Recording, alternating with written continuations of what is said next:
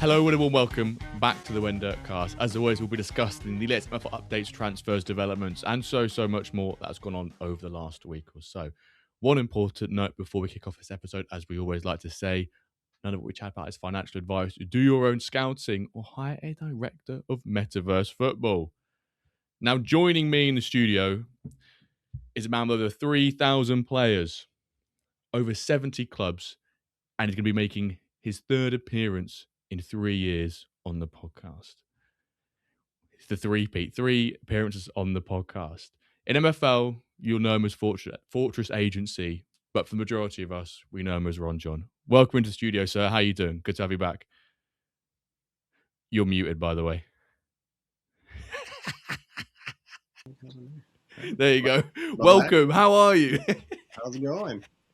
Well, glad to be back once a year. So here we are for our annual visit. Yeah.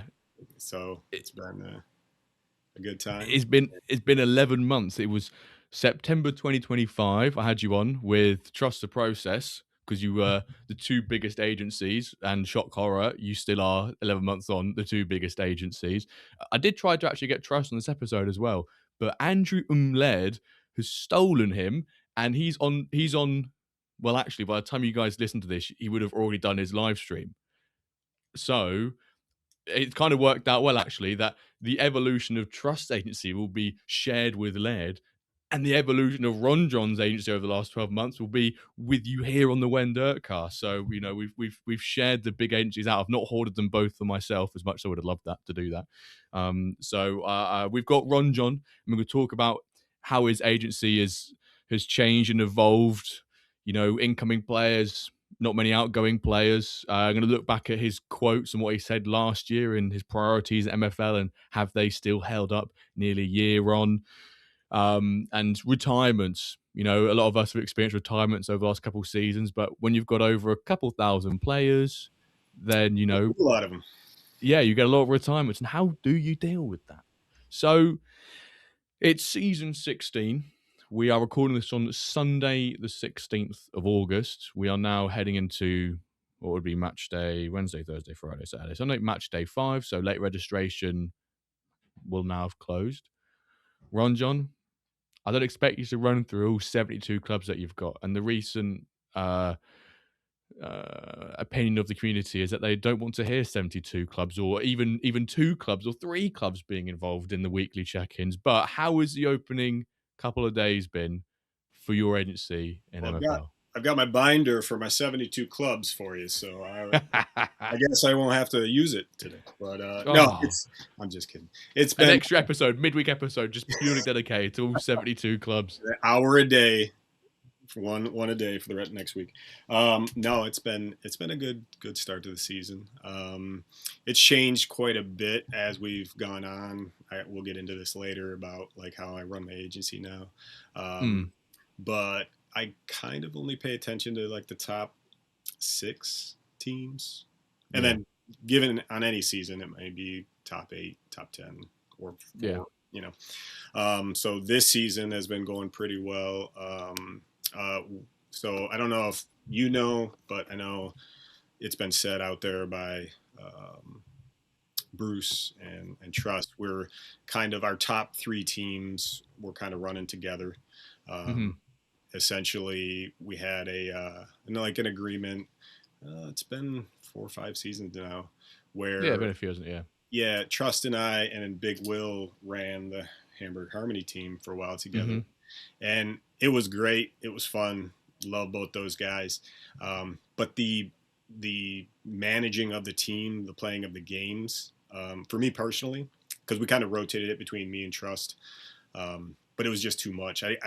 I don't have enough time to sit there and strategize and go over what the other guy's doing. What are we going to do? What's my strength, weaknesses? What's his strength? I don't have time for that. So It was getting to the point where it was like, well, we have this team with all these awesome players. I feel like I'm underutilizing them. So we were like, I suggested to Trust that we go and talk to to Bruce and say, okay, well, you know, what do you say? You're an up and coming manager. You know, this is a while ago. You know, we like how you've done. His head's gonna love this part. I just know his head's gonna love this bit. And so yeah, so we came up with the idea of, all right, well, let's go ahead. You're the manager, you're the gaffer, you're making all the calls all the time.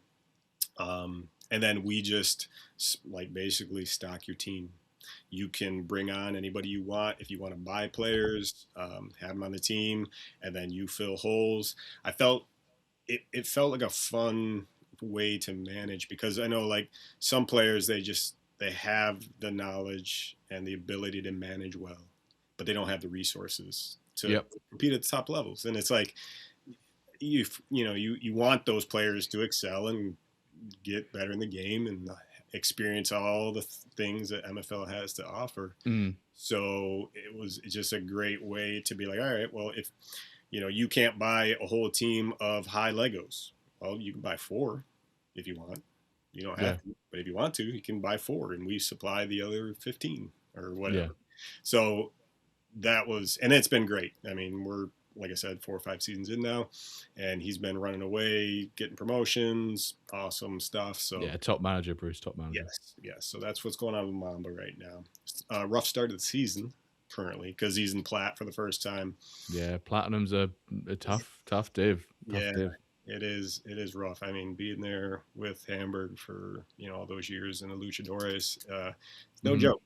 And the the amount of losses you could stack up between a couple of bad like outings is like quick. It just happens, and before you know it, you start the season 2-8, and you're like, what's going on? And then it kind of turns around. But it's that's not a fun way to play. No, not at all. You just want to win from the start. You want a strong start. Even though you say to yourself, "Oh, it's a marathon, not a sprint." There's still more time to turn this around. It suddenly gets to just before the halfway point in the season. You go, "Well, it's actually only 10, 11 games left," or 14 calendar days, and you go, "Well, that's not a lot of time to turn things around." So just having a strong start can just alleviate that pressure a bit. But I want to come back to you saying about your piece with Big Will, Trust, and Bruce. I love that, because MFL is a football manager game, but you're almost taking it the extra level. You're going one level above the manager, which is basically the board, and you're going, like you said, we have the resource, and we have the players. We would like to bring someone in to manage those players on a day-to-day basis, and you oversee the business side to it. I imagine it a bit like we have Dragon's Den. Do you call it Shark Tank or whatever over in the States, where you have the 3 or 4 businessmen, the entrepreneurs, and then someone comes in and goes, here's my business, please invest. It's basically Bruce walks in and says, I would like to have, this is my CV, I want 25%, and then all you guys go, actually not one of you wants them, all of you want a piece, and then you basically agree on that. I know that's not how it goes, but in my head that seems like quite a funny and funky way of we could be on our way explaining how it worked. That's the fun part. I mean, it's ever developing. So ever since Delegation came in, like this ability to manage everybody else's teams is now here. That wasn't here for the first X amount of seasons, and here we are. I would assume, we haven't really talked about like diamond level stuff, but it's pretty competitive. People are watching people's records and how they perform, and then before you know it, you could have a bidding. I would assume there's been a couple bidding wars out there. Like, I'll manage you guys for 6. Is it sort of just like a year by year, season on season review sort of situation? Is there some sort of like signed contract that locks Bruce in for a couple of seasons time?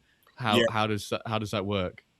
It was. You don't have to reveal any details, in case you need to, communicate with the other board members before you can disclose things. That's fair enough. No, we haven't sat down and said, okay, this is X amount or whatever. I think we're just kind of taking it as is. He's happy, we're happy. I would love it to be forever, and just keep on going. But you never know how everything's going to work out with retirements and how the game moves forward and all these things. So, I mean, today, Bruce all the way. Yeah, I just let's keep on going to Diamond eventually. If we ever make it there. And Mm, but for the rest of my teams, they're all doing pretty good. Mixed results. I have a couple teams that are built to win their league. Have a couple teams who are built to be okay in the league, but I'd rather have them do better in the yeah, cups. Um, so it's just a mixed bag of that all around. So yeah. I'd say it's solid 8 out of Oh, 10. I didn't even need to ask the I got you. question. He knew it. He knew it. He knew it. Solid 8. No, it is very solid. Very solid. I am in fact managing one of your teams this season, or for the last 2 seasons, really. Northumbria Bastion, as part of a contingent of about 7 or 8 of us that manage a team for you with a focus on.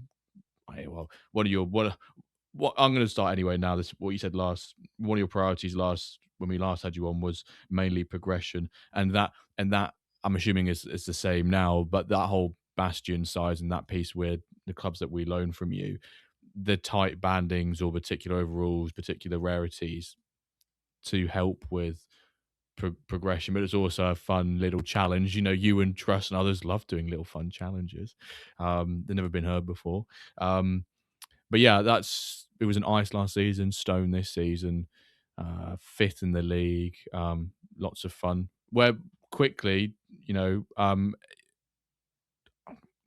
how so that's 7 or 8 of us. Yes. Where did that idea come from? We can get on we can get onto this later on if you'd like to. Yep. Mark If it it, down if for it later. makes fun. Okay, we'll park that to the side. Um, we got a new team for WenDirk. We've got the WenDirklings. Everyone on 0% contracts. At the end of the season, everyone who loaned a player gets put into a duck race, and then the winner takes the MFL. Nice little thing. They're currently. I've not actually watched the most recent games, so I cannot see what the current position is. The WenDirk team is currently fourth, and then the rest of my teams are doing okay. I've had a slowish start to the season. In my regards, I think most of my teams are probably sitting around the third to seventh mark. But it's so early on in the season that if you win a game in seventh, you go up to second or up to third. So it's not really until we start getting into a couple of the group stage matches for the cups that you start to maybe see a little bit of separation. Maybe like who's going to be planted at the bottom or cementing themselves in the top two. But So if I had to, with let me interrupt you before that. yeah, no, go for it. If you were going to say like what were your expectations coming in this season, have they changed at all? Has any Um, with the retirements and everything kind of the landscape changing a little bit? Was there my, any? I mean, my expectation would say the Wyverns, my flagship team, is always to try and do their best, but be realistic with it. So if I think, for example, for the end of last season, we were third for a bit, and then but I'd played a lot of the easy teams in the second half of the season, so that kind of came down to about fifth. They have kind of got probably about the same strengths as the last 2 seasons. However, given power decay and whatnot, that might actually be stronger because of power decay and a lot of farm teams appearing higher up in the divisions now. I think it's Gold League 2 has 3 of them in it or so, which if you've recently been promoted into that Gold League from Silver and you put in a half decent team in, it must be such a relief to look at the projections and go, there's 3 teams effectively tanking it and giving me a free season or at least 2 seasons worth of gold MFL, like gold reward level. But I've managed one of Scrub's teams that I've had for the last 3 seasons. I've taken it from bronze to gold. And I would like to try and get sort of top 4 with that, but it's tough. The gold was actually the only division I hadn't managed in yet. I'd done diamond, plat, silver, bronze, all the way down. So gold, it's got myself, Eric's in there, McBride's in there, Kev's in there, Risu's in there. Like it's a really, I love playing against other managers. It's great. Obviously we always play against other managers, but other managers that frequently within the community. But my expectations will be to try and get into the playoffs with all the teams I've got, basically. if they're not guaranteed first. No one's guaranteed first, right? But a couple of them are like a little bit stacked. But yeah, so that's how I'd probably answer your question there. So Um, out of 10, where are you at so far? I mean, I'm looking at my clubs, and a lot of the positions, the top three all say 7. Now, if I say 7 out of 10, I think I'm being very generous. So I'm gonna say what the next club down position is, and that's your team, the one that I'm managing for you, and they're 5th. So I'm gonna say 5 out of 10. I'm not gonna put, but yeah, it's sometimes maybe good, sometimes maybe shit, as Gattuso said in his famous interview. One thing I wanted to shout out though was that this season, season 16, we have a record number of participants in the season. Congrats to MFL, congrats to everyone. There are a few clubs still missing, like the upper pyramid. I think we have a couple in bronze, maybe one in silver, which is a bit, it's not great.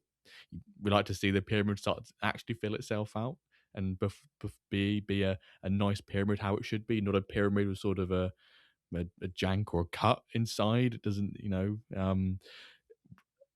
yeah, exactly. No, we don't want a porous pyramid. We don't want anything like that. But yeah, I don't know the exact number, but I know that Lurker likes to pull in the amount of or participants, and he said I think it was 2 days into late registration was like, yeah, we've surpassed it, which is great. So I think is it 7? I think it's like it was at least 7-2, which is a great number. So we're getting close to that elusive 10,000, albeit only maybe by a couple hundred every season, but one day Calvin and I's prediction of 10,000 in a season will come true. We're just Yep. not sure what year it will come through. Yeah. Well, as long as you didn't timestamp it, you're good. You just got to wait. Exactly. An endless and open-ended time. So dev updates. It's usually the bit where we speak about the updates to MFL's development, but as you're probably all aware, for those who strongly follow dev updates, the team is running leaner for the next 2 weeks, and that 2 weeks is now up. So this time next week, we should see some dev updates. Now, I'm expecting a big juicy update for that first one. Although now thinking that through in my head, it's probably going to be a standard. We've all just got back from holiday. Give us a week to to reply to emails. Our out of office has been out on for a couple of weeks. We've got to just sort of do a bit of admin for a week. Yeah, it's just gonna be we're back. ... Yeah. Just gonna be at everyone. We're back. With a big gif of just like a mic drop, like we are back. Yeah. Although we did jokingly say before we recorded, maybe this is our opportunity to go, what should the dev update be for this week? Yes. What should it be? Well, they've been working on those secret big projects that they don't want to talk about, but they told us about. So and then they communicate that they don't want to talk about them too much because it puts more pressure on themselves whilst talking about it, which I yeah, I like that that merry-go-round that we got on for that a couple of weeks there. What would do you follow dev updates every Friday when they come out? Are you there? Are you keen on that Friday afternoon for you in Midwest US? Are you there and then, or was it like, read a couple of days later, or wait for Jimbo to read them out on a Monday afternoon for me? It depends. If I'm like available, like when it pops up, and then I'll read it. If it comes through and I'm not near my phone or something, then yeah, I'll definitely catch up with them though at some point before the next week. I like knowing what they're working on, what I have to look forward to. It lets my mind wander with what could this feature be? Where could that go? All those things. So it's fun to read it and think about it. Do you do you agree with me that they should include as many sort of pieces of media as possible in those dev updates? Like, give us more photos, screenshots, videos. You said you like to let your mind wander about the possibilities, but actually give us a little bit of a flavor, a bit of a taste test. Yep. Before you actually try a taste test. Yeah, I like I don't know how many weeks ago it was now, but when they put the images of the passes and the dribbling. Yeah. It was like, ooh, here we go. Yeah. Yeah. But So they're the nice yeah, ones when no one's really expecting them, no, and then they pop up and you go, "Ooh, yeah, ooh, hello, yeah. hello." And then That's you're what we like, what like. could this be? Like, are we going to be watching this on the screen someday? Is this going to be Mhm. part of the simulation or what, Yeah. So, or is it just going to be post game, or halftime or whatever? So, yeah, stuff like that. I'm all for more images, more things. Oh. Yeah. Uh, I understand why they don't though, because Oh, then yeah. Yeah, yeah. halfway through a development of something, they maybe it's just we're gonna scrap this. It's not working out the way we wanted to, and then Yeah. everybody's well, what about that? We're clamoring for Yeah. it. Yeah. I think it was like Calver said it last week, or is it Calver? I think it was Calver where he said basically, they just the best way to do it is just under promise, Oh, over deliver, delivered isn't that. it? You Yeah. know, and that's the way it should always be. Hmm. Um, but maybe, yeah, that's the way it should always be. So I'd rather that than over promise and under deliver. But I don't think they've ever under delivered though. no, I mean the So dev updates they've ran. This is probably the longest we've had in dev updates since dev updates were a thing.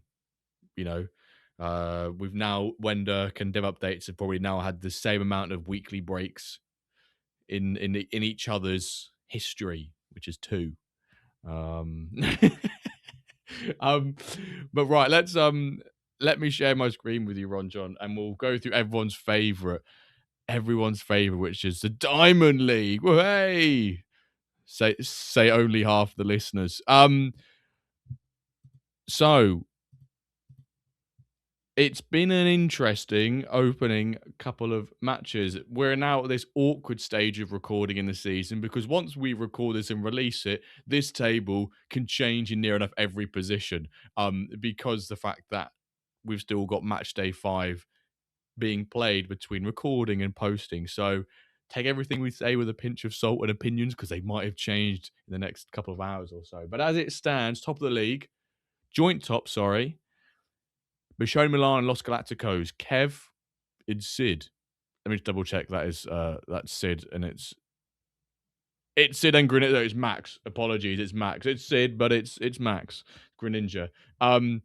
Joint top, 4 wins, 4 matches played. Only conceded 2 goals apiece. But they're both on 12 points. Rambler, SR Monkey third, Soul Lion Pigs fourth, Usa Arba with Dio fifth. Probably one of the surprise packages in the opening couple of games. Bob Orange plays his hometown team, Soul Team Warriors, in their inaugural season in Diamond sixth. Meta Mercenary seventh, managed by Root. Amsterdam Lions eighth. No Dan LFC, no slavery on the team this season. Just pure slave master by himself, and he's lost 50% of his games. Maybe he misses a slave. maybe they need Um, him back. yeah, they need him back. There's only so much I can talk about that before it just feels wrong. But anyway, then we've got Magos de Madrid ninth, which is managed by Bruce. Bill, MFC Napoli in 10th. The Mighty Weebles, which need to remind myself, that's Cam, isn't it? Yeah, it is Cameron. That's Cameron in 11th. And then at the bottom of the league, to surprise to the absolute no one, is Sturgeon Black Sea United. Now, RonJon, you've played in. Were you? Yeah, Hamburg Harmony were in Diamond for a bit, right? Were you? Was your consortium together at that point? It was, yeah. So you've had the joy of participating in this division. How did you find it? This is we're talking a couple of seasons back now, but how did you find it when you were managing Diamond for that season? Stressful in and out. Amen, amen, brother. Yeah. Well, like I said, like I was saying about how branching out and trying to bring managers in, that was kind of the start of that whole thing.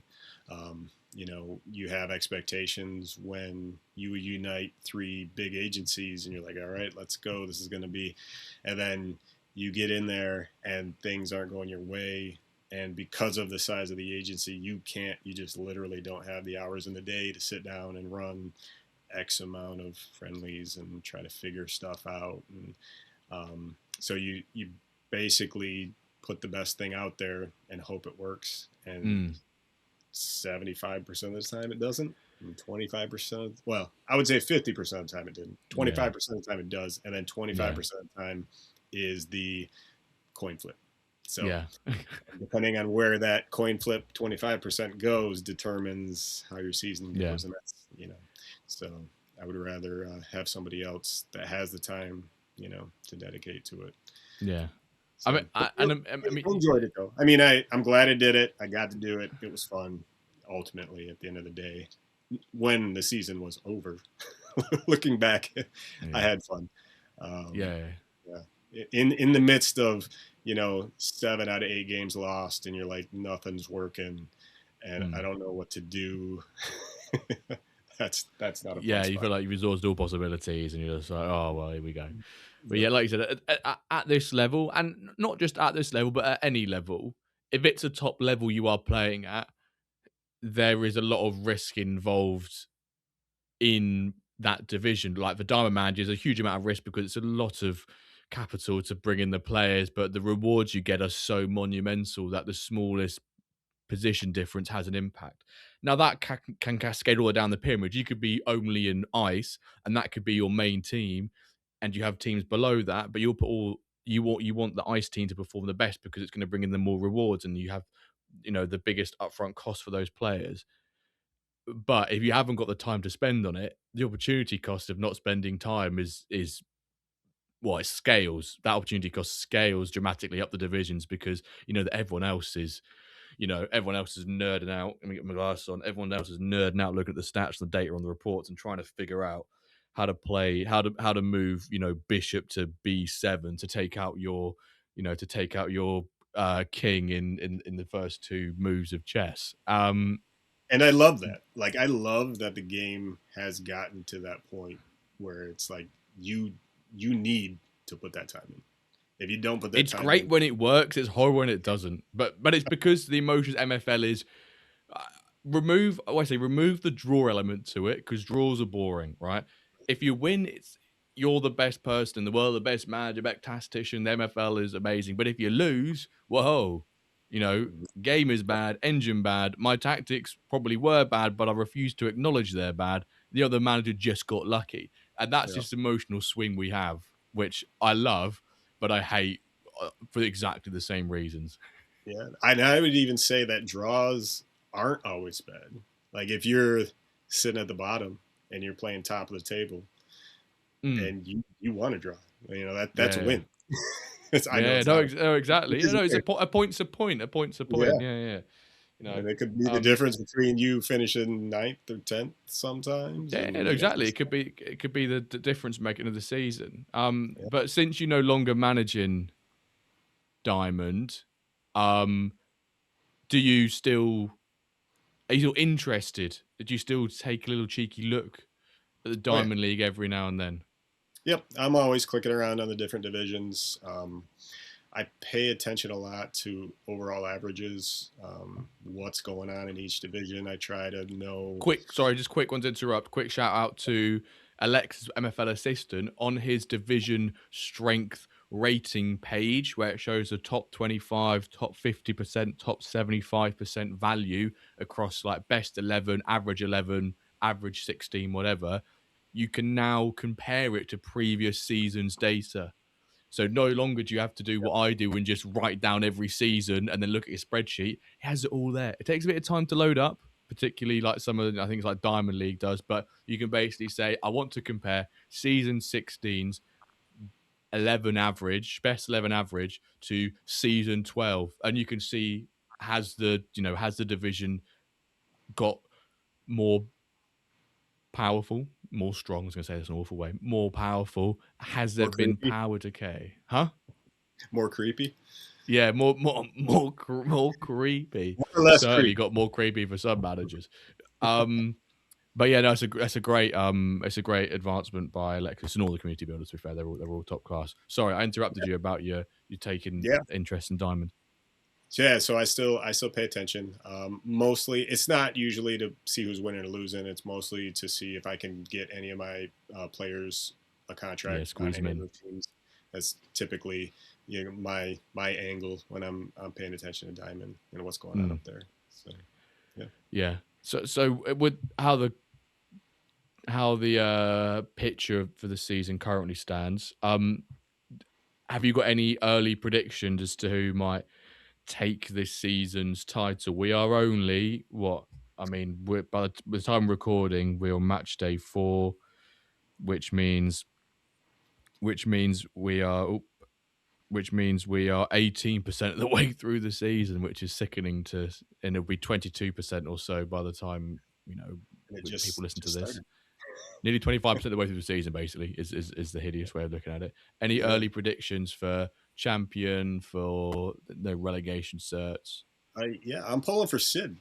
Okay, okay. With him buying out Ronan, I Yeah. think he's got the firepower to get it done. Obviously, Ronan's agency was pretty impressive, and so I think just watching the personalities around and knowing how hard he's been trying to win, and so so Sid, I'm in your corner this season. Let's go. Uh, that's who I hope wins, Yeah. and I think There you go. Yeah. No, they got a very good chance, to be honest. It's going to be telling once we get those cup games underway and rotations really start kicking in. It's unfortunate that we do have almost a farm team in Black Sea United. Um, I think they're running a 3-5-2, and their two strikers are both common players. So it's a farm team right in the sort of high 80s and low 90s, which is still respectable for this. Well, respectable, but they are relegation worthy at this point. Just quickly, I'll just stop sharing my screen. Going back to the whole Ronan agency sale. Is there like a little group chat with you, Big Will, Trust, and obviously you three being major players, Wales in your own rights within the space? Was there sort of a holy, oh my god, check this? Was there a little bit of a crazy moment when the realization hit that Ronan, the biggest whale, the most decorated manager in MFL, had hung up his hung up Web3 his boots. boots, hung up his tie, hung up his notepad, hung up his Right. his suit. Yeah. The whistle. Um, Yeah. yeah. I mean, I get it. I mean, I think we're going to talk about this later with retirements and power decay. We're getting to that point where you're going to see people have to make that decision. You know, I mean, we like Ronan. It was funny that the day that I heard about it, I was on holiday last Mm. week, so I was half in, half out with what was going on in the community and whatnot. And I just so happened to turn on. I don't know which show it was. It might have been the Ramble. Yeah, Sid was on there, maybe, or maybe it was Amberezy actually. Yeah, And so the one was Amri. So it yeah, happened on the Tuesday, then the Wednesday before myself and Amrezy streamed the pack drop stream. yep, Amrezy's pack drop party was Sid, Monk, David, Garden. oh no, and there's one other. It's either Zuto or Bruce. I can't remember. Yeah. Anyway, But yeah, sorry, carry I on. heard that, and I was like, oh. So I went back into my DMs, and I DM'd with Ronan for a long time. He and I played another game before. I was in Ballers for a tiny bit, and then we played it was called Dimension X. We DMX, yeah, I remember. we played that Yeah. for a long time, and so we had communicated about all 3 games, and I had my first ever communication with him about MFL, and I screenshotted it to Bruce and Trust, just like, oh, I remember when we started this, and it was like, hey, White Pages is out for MFL, and this is going back to 2023, 4, 2, It would have been 2022 yeah. And because so that was yeah. like it was kind of a full circle moment of looking at all these conversations that we had. And I mean, we haven't chatted a lot since, I don't know, probably over the last year. I would say we haven't really Mm. talked very much at all. But yeah, it was. I understand how he would be like, all right, it's time. I had my fun. I set the bar real high. I Yeah. have all these championships. Now until somebody gets more than eight championships. He's got if we include alpha seasons, Which, it how do you feel about alpha seasons in like in the context of like when you look at some of our club history now, alpha seasons are included in that. How does that hit you? I mean, you're talking to someone who probably had more success with the Wyverns in the alpha seasons than they did in the regular season. So my opinion might be slightly biased towards alpha seasons and bring back the engraved trophies of season one. Right. But if we're talking about sort of titles and things like that, it really should be from season one, which he did have 8. You're right, he had 8, and he had no, sorry, he had. Oh my word! I had it. I literally tweeted it out on the WenDirk's socials earlier on in the week. He has 12 all. With cup and league. This is gonna. It's gonna irk me now. I have to go look. I've got to do the exact same research I did earlier on in the week because I'm now doubting myself.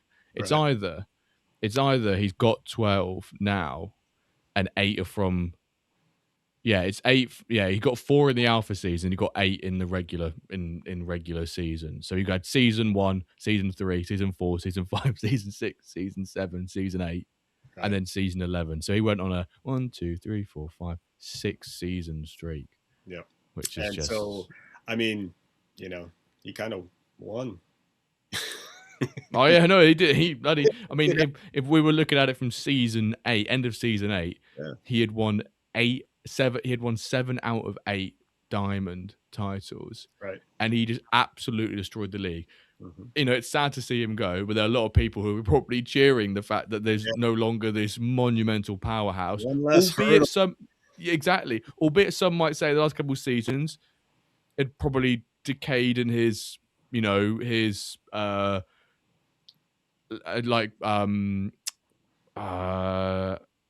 dominance, we'll call it, his dominance over Diamond. It wasn't how it has been. I mean, if we look at season 11, he won the league. Then he came 7th, 3rd, 2nd, and 4th, which actually, when you look at it like that, 2nd and 3rd still pretty good, but relative to his previous performances, 10. It's not good. Yeah. Almost, yeah, there'll be a lot of people celebrating that he's gone because they'd be like, "Oh yes, it's one less."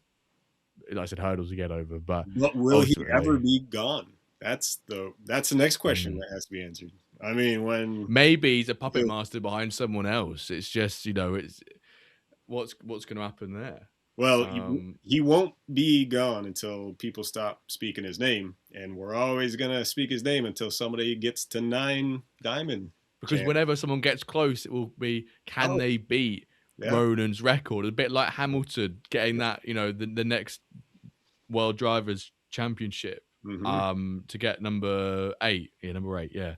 Number 8. Ghost of Ronan will always be with us until Yeah. Until someone beats him and then no one cares about second.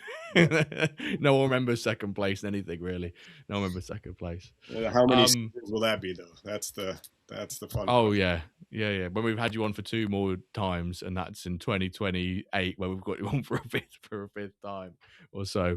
But if anything, with the players that Sid's bought from him in the clubs, etc., and how he's going about things, how good of a manager Sid is, but also the managers that he brings in to operate his clubs, Sid has kind of everything in place to challenge that, albeit the one thing he is missing is a lot of diamond titles. And unfortunately, the one thing you need for that is time. And for him to match Ronan's record, he basically, if he has to win them back to back, starting now, even at this time next year, I think he'd be able to draw against it. He wouldn't be able to beat it in a year's time. It's 8.6 seasons in a year.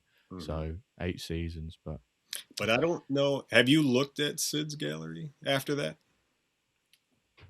I mean, it's just all this nice ultimate color. That's all it is. This nice big ultimate color going down the list. But with those ultimates, there's a lot of calendars. Oh yeah. There's a lot, and as much as Ronan was lacking in the competitive sense and wants to be at the top, I think probably back of his mind was that I've got a big turnover of retiring players here. If I'm losing my grip on my dominance in the league, now's probably a sensible time to to sell up Yep. for the most amount, basically for the most amount of money.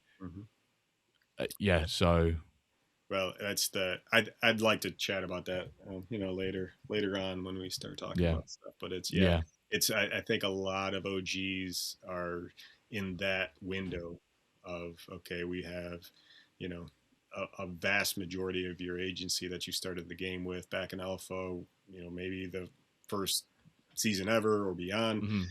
Those guys are all going away, and what are you going to do now? So Yeah, it's a fun topic to delve into. yeah, well, retirement, Mm-hmm. literally. Right now we're gonna move on to our next topic, which RonJon, you said that you have created a little intro for this piece. Right. Yeah, so Just for context, everyone knows when you come into the streams, you always come in with a wonderful message, crafted entirely by your own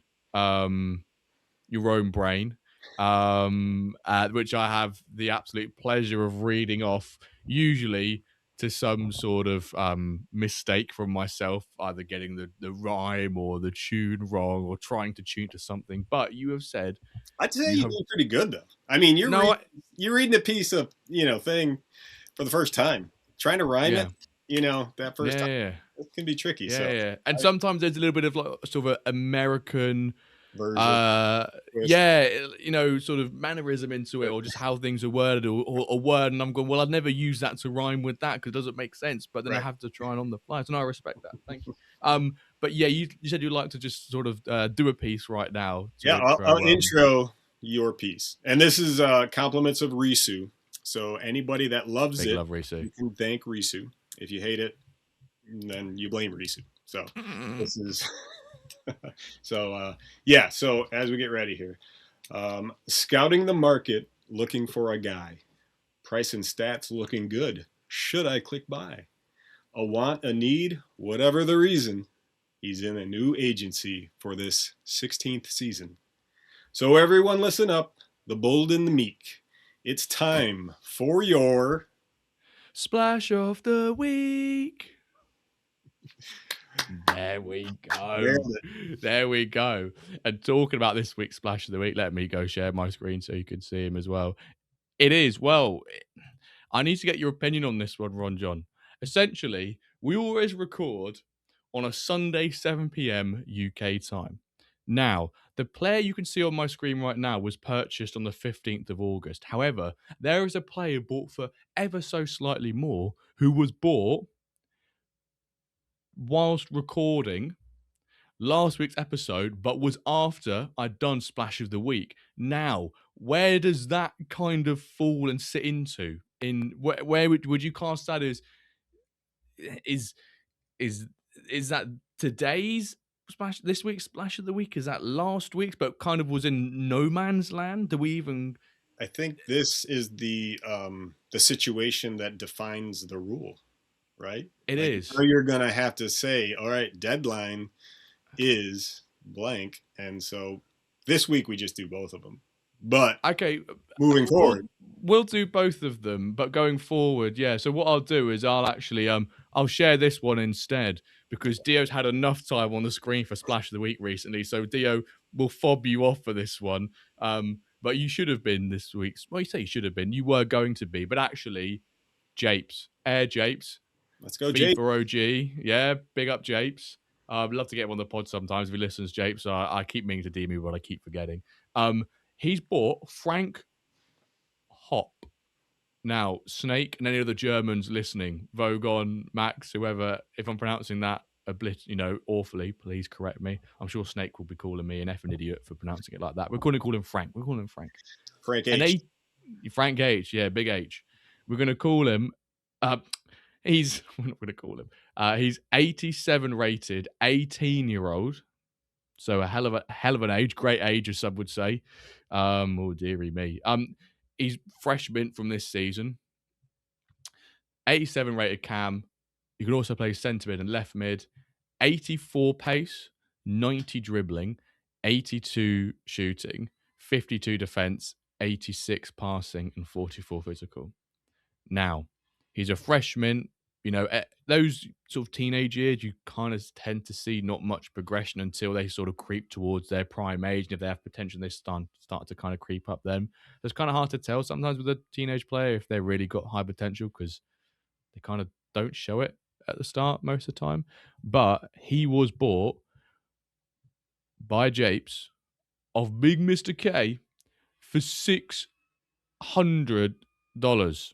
Now, there could be more to it than that. We're not sure. 87, 600, 18 years old. Feels like a rather decent price. However, we don't know. There could be some sort of pack MFL future dividend recuperation aspect to this deal.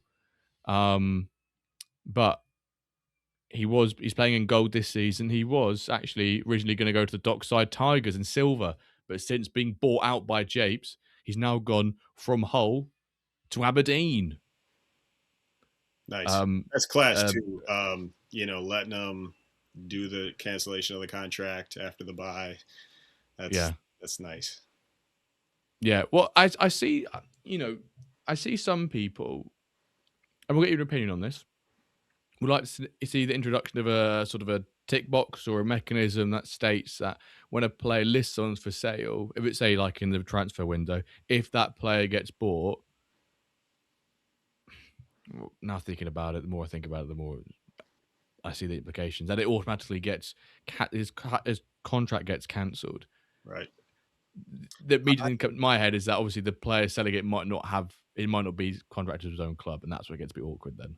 Well, but that would have to be talked about and discussed by the contract in the first place. So players should be aware that it has the potential to happen. Maybe a player gets listed for sale, then both managers, the one who's listing it and the one of the contracts on, get an inbox notification saying, by the way, this player's listed for sale. If you click accept here, then if it's bought, then it cancels the contract. But it all sounds a bit tricky. Where I think the best to go is, unless you communicate and get confirmation, even then things can still be a bit whack if someone's going to buy it and then cancel it. Try and get them to cancel it before you buy it, because then you've got the reassurance, right? Yeah. But I think maybe it makes things a bit too tricky. I love the idea, and anything that adds more flavor to the game, I'm all for. So flavor. But yeah, they could. It's a lot of work for the team. I'm assuming that's a lot of hoops they got to jump. And it's one of those. Is it a lot of work? We don't know, but is it a priority in terms of where they want the development FL to be? I guess that's another thing, isn't it? It's trying to weigh up things. Yeah. Is it worth it? Yes, it's worth it, but is it worth it over something else? Yes. Yeah. I think that probably the easiest way to do that would be only if the player is on one of your own teams. Yep. With the contract, that would be like step one, like of that. Then when you sell it, then there'll be an option there to like tick and say the player automatically goes.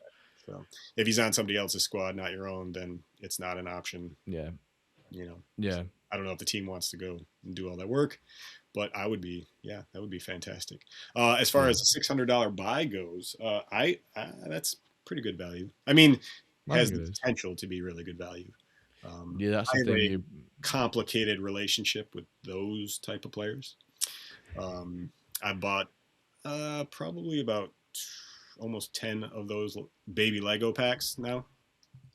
And yeah, baby Legos. I think only one has gone further than a +3. Whoa, well, I'm kind of glad you're saying this, because during the week when, who was it? I think it was, there wasn't anyone in particular. I think it was Tuesday or Monday. I was like, oh, I've got some Dapper Balance and it's a non-withdrawable. Let me just buy a rare pack. I spent all pre-season selling common packs to now be like, oh, I'd buy myself a rare pack when I could have bought one. I could have used another one anyway. And it turned out to be a 76 rated 17-year-old left mid. Yeah. A really weird combination: left mid, left back, centre forward. Really interesting combination. And he has horrendous stats, right? 57 pace, 57 pace, yeah? 66 shooting, right? 67 physical, no defense, 63 physical, dribbling 77. But what puts him up is he's got bloody 82 passing, so it pulls him up. The And I've old. had a few people inquire about said player. Mm-hmm. Um, and I know that's worth more than the value of the pack. Cha-ching, degeneracy gambling mode has been a success. Right. And he will be around for it, A long what time. at least 15 seasons, which Mm-hmm. is near enough 2 calendar years. Great, Right.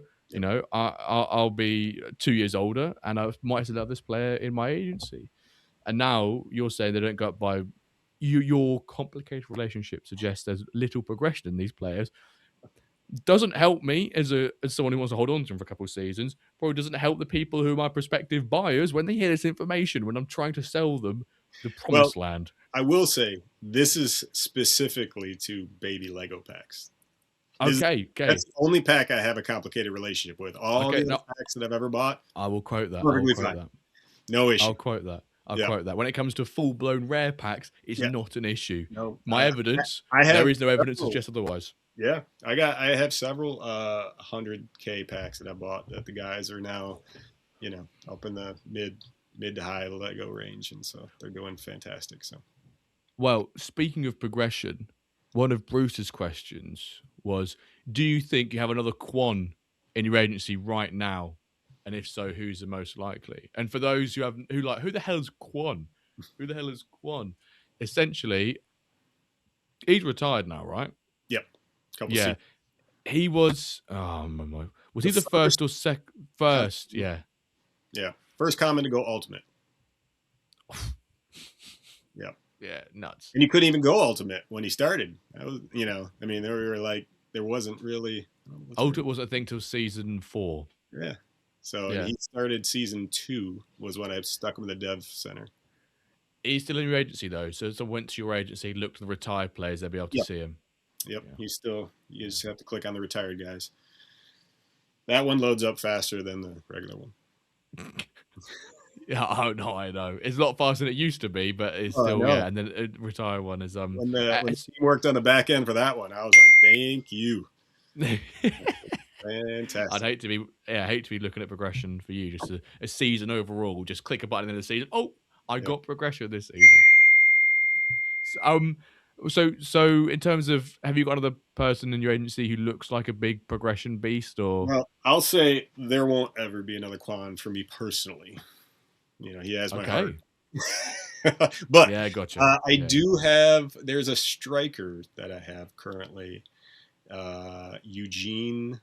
He's French, so I don't know how to pronounce his last name. Oh no, say less. If he's French, we all know. Yeah, there you go. That fits right into our theory, doesn't it, about French players and all this sort of stuff. Eugene, it's either Peltier or Peltieri. I don't know how they would pronounce his last name. Big P. Yeah.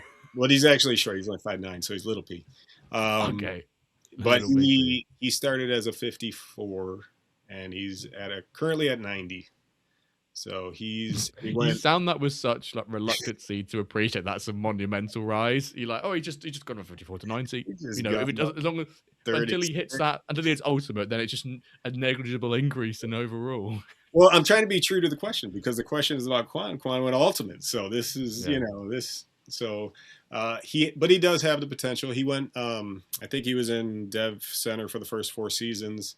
Then I think he's played 2 seasons now for Bruce at different teams, and now he's on the Gold Platinum team.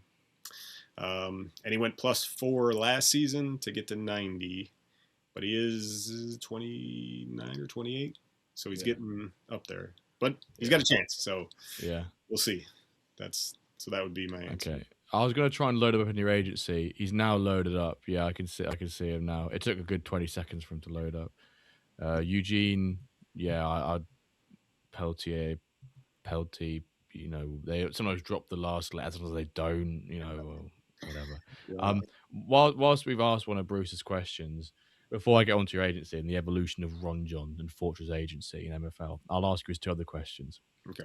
One of them says, which podcast does the better challenge, the Ramble or the Yorkshire Tier XP? I guess you've got to be careful with how you answer this one. Oh, we know the answer. Okay. Won't just say the answer, Really. Yeah. Uh, yeah, we don't need to say the answer. Yeah. You just know. You just look on the camera and say, you know. If you know, you know. Yeah. No, Yeah.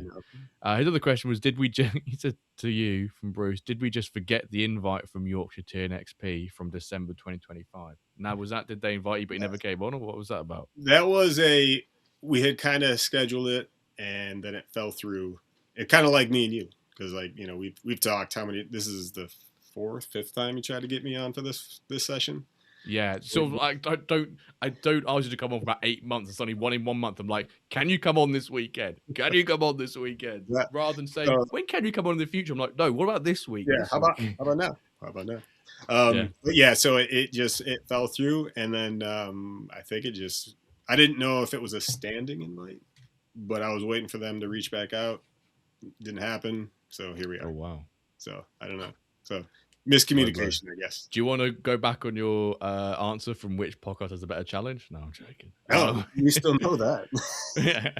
Right. So I now want to get into the evolution of your agency and retirements, because you own the second most amount of players in MFL, right? You only 30 less than Trust. So when you had you and Trust on, Trust owned the most clubs and you own the most players. Unfortunately, now he now does trump you in both, but only by 30 players. So what is 30 players amongst you and Trust when collaboratively you own 6,500, 7,000 players? It's just I'm going to read you from some stats.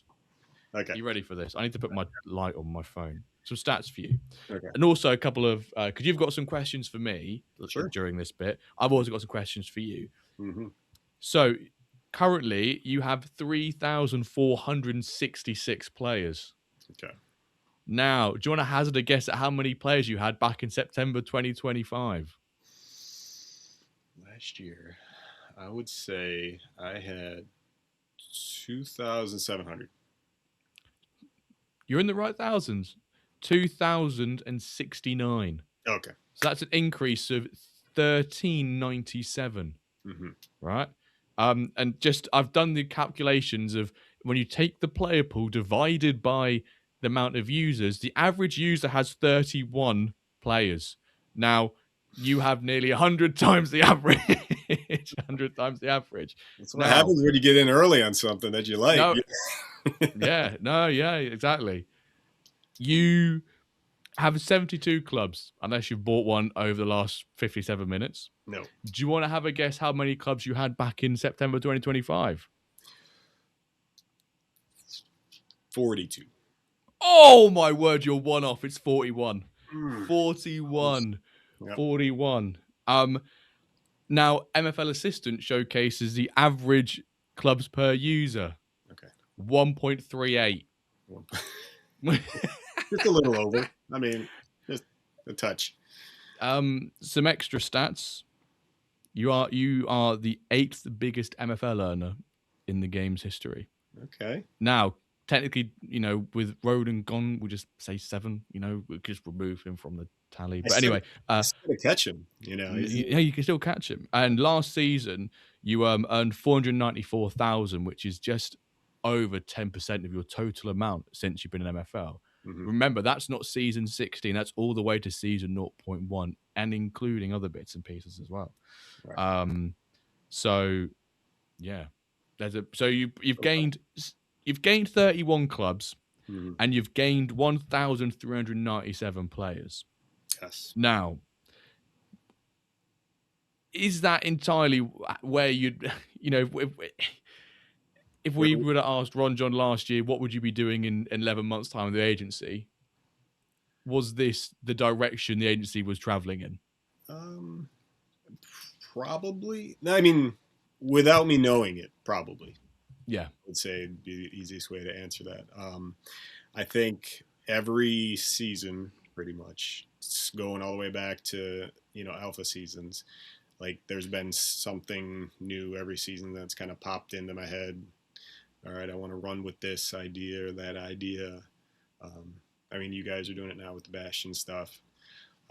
That's the latest one that's kind of been there. But as far as the numbers go, I probably would have stayed around 50, honestly. But then one off season, I don't remember which one now. I had the idea of wouldn't it be fun to have a club from every country that has players in the game, and then as I open all these common packs, put all those the countrymen on there. Okay, okay.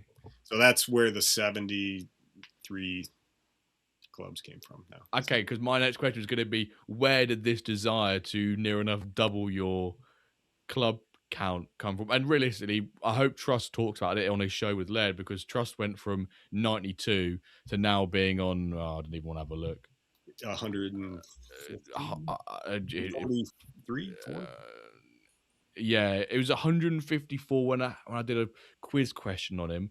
And once the leaderboard for club owners loads up, he's on 100.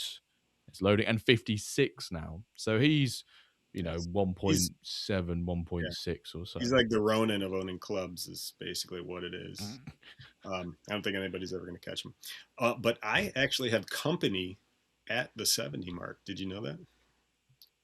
You have company. Yeah. Is in someone else who's Users are like, they've been like right around my mark for the past, I don't know, month that I think I've been. I was on last month just clicking around and got curious, how many clubs, are people owning nowadays. And yeah, I believe it's Paper Street Company. is it? And, Yeah, is it? I want to say someone rogue like Mr. JPA. There's a couple names up there, yep. which I didn't expect to be up there, Mm-hmm. or like you don't see their clubs. I've never encountered their clubs a lot. Yep. Relative to how many clubs they actually own in the game. Now, Right. that could be a number of reasons where their clubs are versus where mine are, but I meet yours frequently, and I meet Trust every fucking day of the week, it seems, Yeah. basically. Twice on Sundays. Yeah, exactly. So so you'd say that has anything like drastically or dramatically changed in the last 11 months? Or is it just been a kind of just steady progression of the agency expanding out? Because I asked you 11 months ago, what were your priorities? I asked you and Trust, what were your priorities? Okay. Trust was about sustainability, which Mm-hmm. I'm interested to hear if that's still, because he's done a whole agency reshuffle, which I think is what he's going to go with on the lead. You said since day one of playing MFL, your priority has been mainly progression to earn more MFL. Mm-hmm. You said you rarely sell players, to which I think I joked saying we need to remove the buy button for your no, the sell button, sorry. Move the sell button for your Yeah. agency. And you also said, which I think is quite cool, and interesting how this has gone on now, but feel free to not disclose it. You said you'd kind of broken even in September 2025. I know Big Wilbert is one of those who recently, maybe 5 months ago, broke even or so. How is your priority now in MFL? Has it changed from a year on with it being focused on progression? From a agency side, no, it's exactly the same. I mean, Yeah. as far as wanting to have a lot of clubs, wanting to have a lot of players, just enjoying the game, I would say, like we were talking before with the managers now, to kind of taking the reins of the individual clubs. That's probably the major thing that's changed. I always want to keep growing. I mean, every game I've ever played, aside from MFL, coming into MFL, I've always enjoyed progression. It's like my main thing in games is like get something, see it grow into whatever it could potentially be. Yeah.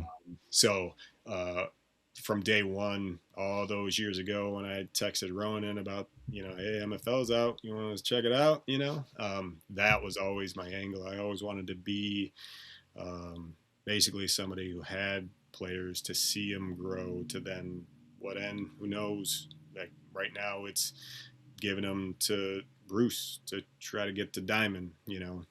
For a couple seasons it was all three of us trying to get to stay in Diamond, or in Plat trying to get back to Diamond. So like the reasons for having all these players kind of like ebbed and flowed over the course of time. Yeah. But the main focus of having players, having teams to play them in, sending them to Dev Center, that's what has always been there and will always be there as long as I play, which probably will be forever. So that's I'm pretty sure that's probably the exact same line you said.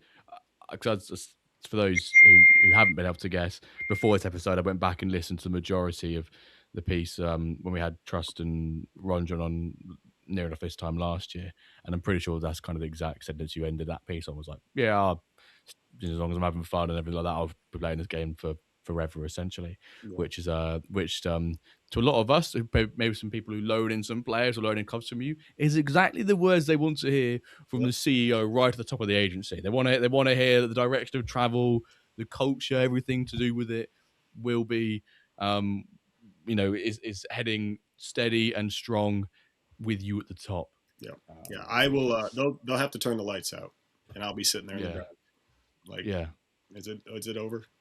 yeah. The only yeah. Let me see if there's any. You have some questions for me, and you have 13 questions, and I've got to give a number. So I thought, Yeah. rather than me constantly bombarding you with my questions, how about we interrupt it with a question for me? Yeah. So Um, do we just say a number? pick a number, any number. We'll. We'll go the position that the Wyverns are currently. We'll go number 7, please. All right. So these are questions from my community, which is me and my family. So, some of them have no correlation to MFL. Okay, love that. And others may have. So, all right. It says, "What is your favorite animal?" Favorite animal? And this is from my youngest daughter. Youngest daughter. Okay. Mm-hmm. You can tell your youngest daughter that my favorite animal is a cat. Cat. All right. Cat and is do my you favorite have animal. any pets? Is the follow-up question. Not in this house, but back home, we my parents' place, we have a cat called Ralph, and he's a short-haired tabby, but he's ridiculously long-haired. But I don't know why the vets classify him as short-haired, because he's nothing like a short-haired cat. And then we've kind of adopted from the farm opposite another cat who we don't know how old he is. He's 10 plus years old, but he's now living his happy retirement life in the spoiled household of my parents, rather than just sitting in a farm for the last 10 years or so, feeding off scraps and rats and everything like that. So there you go. Nice. One day we'll have a cat in this household. There you go. So, yeah. So we're getting to know Jimbo. Let's see what these questions are for. Can I have another question? Yeah, sure. We'll go MFL this time. Okay. So do you want to tell me what numbers are MFL related? Yeah, 1 through 4, and then Ooh, okay. 9 through 13. Okay, I was going to go 11 anyway, so we'll go for 11. All right. What is your splash of the agency? Oh, my splash of the agency. So you've been at this for a while. I don't think my biggest ever purchase is $185. Okay. And that was on Dominic Drodds, who's now in his second out of third years of retirement. Oh. And he was an 83 rated right mid, and he's now an 89 rated right mid. He'd gone up plus 11 at the time, and I thought, you know what, I like to look at this guy. He's retiring at, I think, average age. Okay. Apart from that, my buys tend to be, if I have them, around the sort of 75 to 110 mark. I quite like that sweet zone for the value you get, but also the value you get, the longevity you get. Right. But I also always, during the pack drop streams, will always buy myself like an uncommon pack or a limited pack. Yeah. Could that money be spent, summing that up together and loading it on a player? Yes. But where's the fun in that? Yeah, but where's the fun in that? Exactly. And they could be an absolute progression beast once you realize that they are French. Yeah, exactly. So that brings up a good question. Where are you? Okay, knowing that the pack opening is only half of the story, and then the rest of the story is progression. How do you handle that knowledge of the rip, the reveal, keeping that in context, and then moving on to the actual? Well, usually the realization that the player can progress comes as a method of coping that the player I've just ripped is an absolute shambles. And you go, well, what about progression though, Jimbo? Yeah, well, progression's never a certainty. His starting overall is a certainty. So, don't do if, buts, and maybes. We only do absolutes, as one wise Liverpool fan. Was it Liverpool fan? Or was it a Man U fan? I can't remember now. Once said. Yeah. Yeah. I mean, progression, to get crazy progression is such a small percentage. And at the frequency I've ripped packs open, I realize I probably ripped less packs than you have probably. Well, we could probably insert any amount of seasons you've opened packs or something like that. I reckon my agency's had a turnover and ins and outs of probably 10% of your agency that's currently standing at. But but yeah, I don't really focus much on the progression side. I don't focus on it enough, basically. And that's because recently my experience with progression hasn't been great. A bit like your complicated relationship with lower banded Lego packs. I have a complicated relationship with trusting progression. Um, Now, so is that specific to one level, or is that across the whole board? I seem to get it quite decent at limited to uncommon level. But then I think it's because I purchased more limited packs and standard packs in the pack drops. And as a result of that, I've got more of those players, therefore, an increased probability of progression at a decent rate occurring. But I need players to go that extra mile. I need them to be the big and or buy rare packs. That's why the last 3-4 seasons I've been buying at least 2, if not definitely 1, rare pack at the reward day to see if I can get someone of an 80 plus rating with progression to then go into being a bronze, silver plus player. Now I've got currently a goalkeeper and a right back who are both sub, one's 27 and one's 24, and they're both 84 rated. Now, if those two could just bump out of tier jail and get into the legendary status, then they immediately become extremely useful for me for the Wyverns. But if I, in the strength of the Silver League I'm in, having 84 just doesn't cut it. Some leagues, 84s does cut it, and that's great. I wish I was in one of those leagues, but silver 4, whatever it is I'm in, it does not cut it. So that's my take on my complicated relationship with progression. Probably a result of your own success. Everybody wants to be Jimbo. No, not if they want to be England manager. That's definitely not what they don't want to aspire to be. Actually, I'm going to call an audible because I'm going to throw question 1 at you because this perfectly ties in to what you were saying about progression. All right. Okay, good. I thought it was been an England chat. I was going to say, no, I'll stop you right there. All right. Does progression matter? I'm going to ask you for specifics on, is it from like a buying sense from a set, but just overall, does progression matter? Yeah. Because so here's what I'm thinking is that we all talk about it. We all love it. We all post about it. We all, lament it, praise it, all the things. But with the way that pack drops happen and the influx of players happen through the first section of this game, I would say, the season 1 to 15 bubble, because I don't feel like this 1 to 15 bubble is a true representation of what the game is going to look like after retirements go round and round. Totally agree. I think this next section that we're getting into, depending on how the devs treat everything, is definitely going to be what the game is after that. Like once we aren't through a cycle yet, and we need to be in a cycle. And it could get bumpy. I expect it to get really bumpy in terms of with the retirements and incomings, how it near enough at the moment it is 2 players out, 1 player in, effectively. At least for the next 3 seasons it is.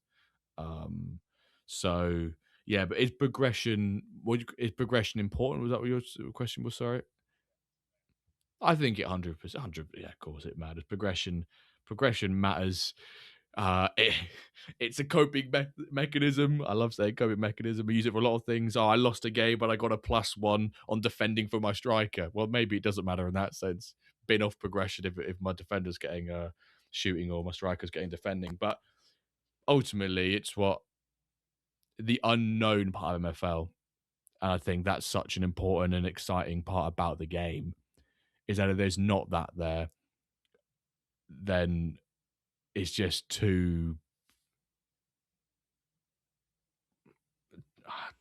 Yeah. too. I don't want to say it.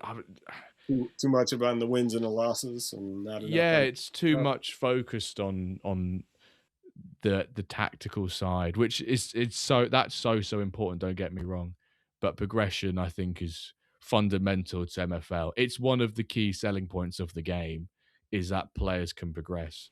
Yeah. I'm Now, excited to see where we go with progression because I personally don't think it has mattered as much as it's going to matter once we get through these retirements. Um, Mass progressors like Juan and Paltieri obviously matter. You know that can change an agency's fortunes. Like a small agency gets a player like that, they sell him on, they earn all the MFL from him playing up in platinum, diamond, whatever. You know, those are game changers. But what I've been thinking about lately is the small progression of the 4 to 8 overall. I think has been swallowed up by the influx of players into the game with the boom, you know, specifically influx of players being minted, yeah, minted. Okay, pushed minted. into Yeah, the yeah, game because yeah. so you like I saw it.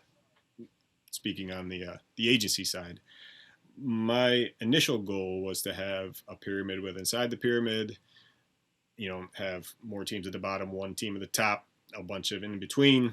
Everybody funnels up, you know.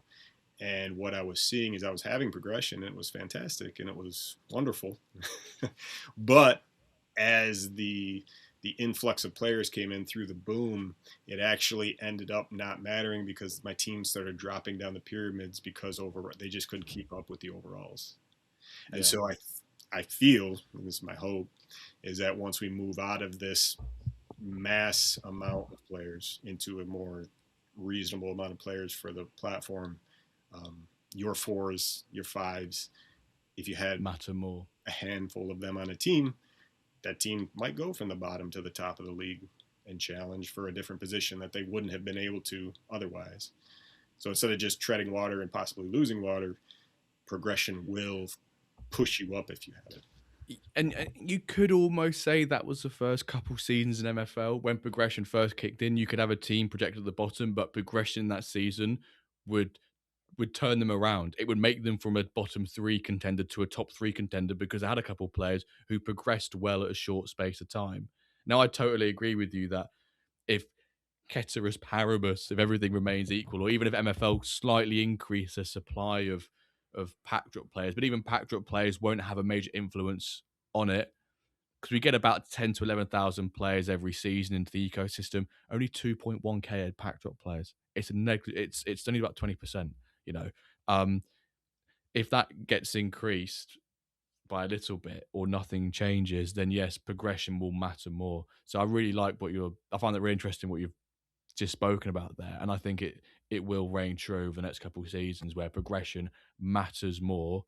But at the moment, who cares? You know, 4 seasons ago, if you had a plus 15 because someone could go buy someone 15 ratings higher for less than $15 more than what the overall difference was, and that kind of disrupted things a bit. So, you know, it's going to be a bit bumpy. It's going to be a bumpy ride, as they said on the Prisoner of Azkaban, the guy on the bus. But yeah, I just want to kind of reverse the question.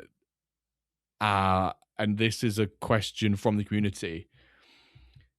Question for RonJon, because it's about retirements and rarities and overall. It goes, if players retiring started declining, or player rating, sorry, if player rating started declining when they had a retirement symbol, what effects would that have both on the game and the market? Obviously, if you were in Diamond, you'd hate the idea, but would it have a possible effect for the rest of the pyramid? Well, it would definitely have an effect on the marketplace. and how you plan for those years. Um, I mean, using the retired players before we got to this point, I assumed one thing, and then it showed up, and it didn't really hit like I thought it would hit as far as how the impact of reduce fatigue and recovery. It basically doesn't really affect you until the final season. Yeah, it doesn't. So, Yeah. I mean, there is an effect, obviously, with the amount of physical the player has. At the orange, maybe if they're terrible physical at the yellow, Yeah. but it's pretty much not noticeable. Um, and it it's one of those things. It's like, all right, do you want to go real world, or are we just going to be our self-contained universe? You know, in real world, you're not running a dude out there a year before his retirement, and he's dominating all the time. Yeah. You know, Yeah. so if we wanted to be more realistic, I would be in favor of having stats degrade, and that being a sliding scale, which would be fun. Not Yeah. like some guys fall off a cliff and they're just done, and other guys slowly fade into the twilight of their career, and they maintain that ability that they had at their highest point.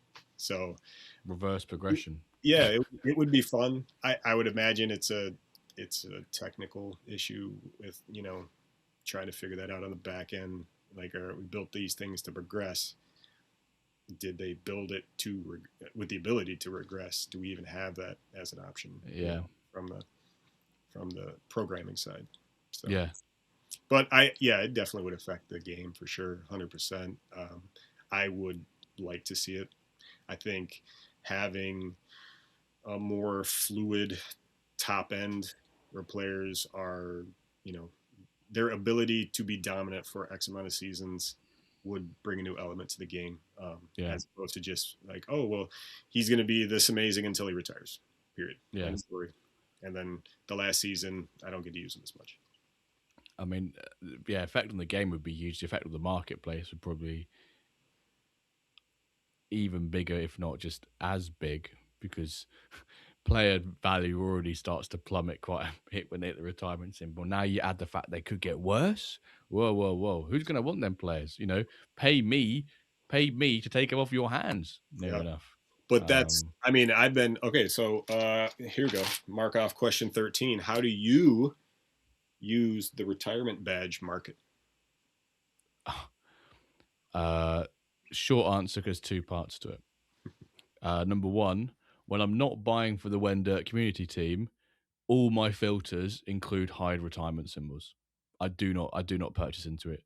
But if I'm buying for the WenDirk team, I will include it, because sometimes because trying to find Dutch or Dirkies, as difficult as it is, when you don't include the retirement symbols.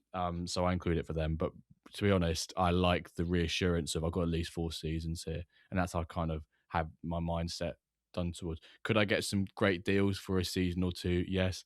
If I were to dive into it, probably be the 3 season announcement guys. I just I'm a bit risk averse in that sense, of picking up a player who I know is out the door. I'd rather pick up a player and then he announces he's out the door so I can prepare for going out the door. Me picking up a red player just kicks the can down the road for how I play MFL. And I'd rather have a slight certainty, not kicking a can down the road.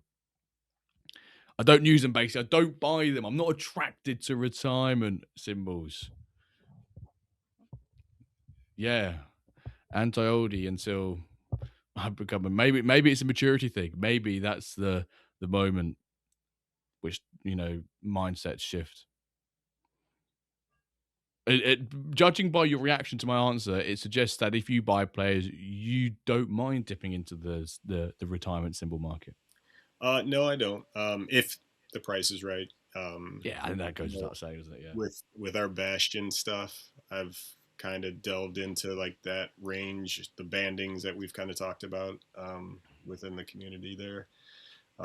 So I have this past off season bought, a handful of guys that just would be good. Fill out some holes in the agency if I don't have enough left backs or center mids or whatever. Pick up a couple of those guys. I've actually the last 2 seasons I've really enjoyed buying the older guys that don't have the badge leading into the birthday Monday. Proper gambling. That proper gambling. Well, it's interesting because I like you look at my agency and with the retirements and everything, and like I think it's getting the community is wising up to like just because they're 28 doesn't mean we got to get rid of them. Like season 6, 7, 8, everybody was like fire sale. You got a 28, you're out the door. Yeah. And so I think it's kind of skewing in the other direction at this point. Plus with retirements just in general. But I've really actually enjoyed picking up some players that are on some decent deals that have the potential to get it. This season I actually picked up a 93 overall, and he was 31, so, and he did get it ultimately. But I bought 10 other guys, high 70s to mid 80s, and none of them got it. So okay, that's pretty decent odds then. Yeah. So the crown jewel got it, but everybody else is good. Speaking about retirements, then, so your agency has grown by nearly 1,400 players in the last year, and the last couple of seasons we've had the most amount of retirements we've ever seen, season on season, and that's going to go for the next 1 or 2 seasons after that. How have you dealt with retirements? So you bought more players, so you clearly dealt with it, but buying in players doesn't tell the whole story. How has your agency changed with retirements? Has it got weaker, stronger, stayed the same? How have you dealt with retirements? Well, I don't know, this would probably hurt Trust's ears, but I don't have everything spreadsheeted out. That's not how that's basically swearing right in his face. I just flipping him off right on the camera. The words to the spreadsheets.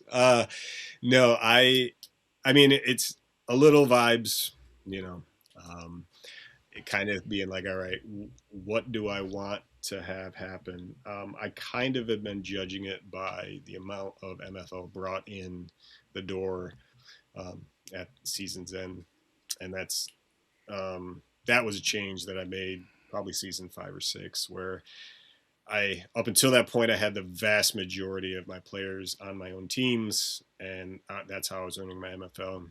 Then about season 6, 7, I started sending more guys out the door to earn on better contracts than they could potentially earn on my clubs, essentially.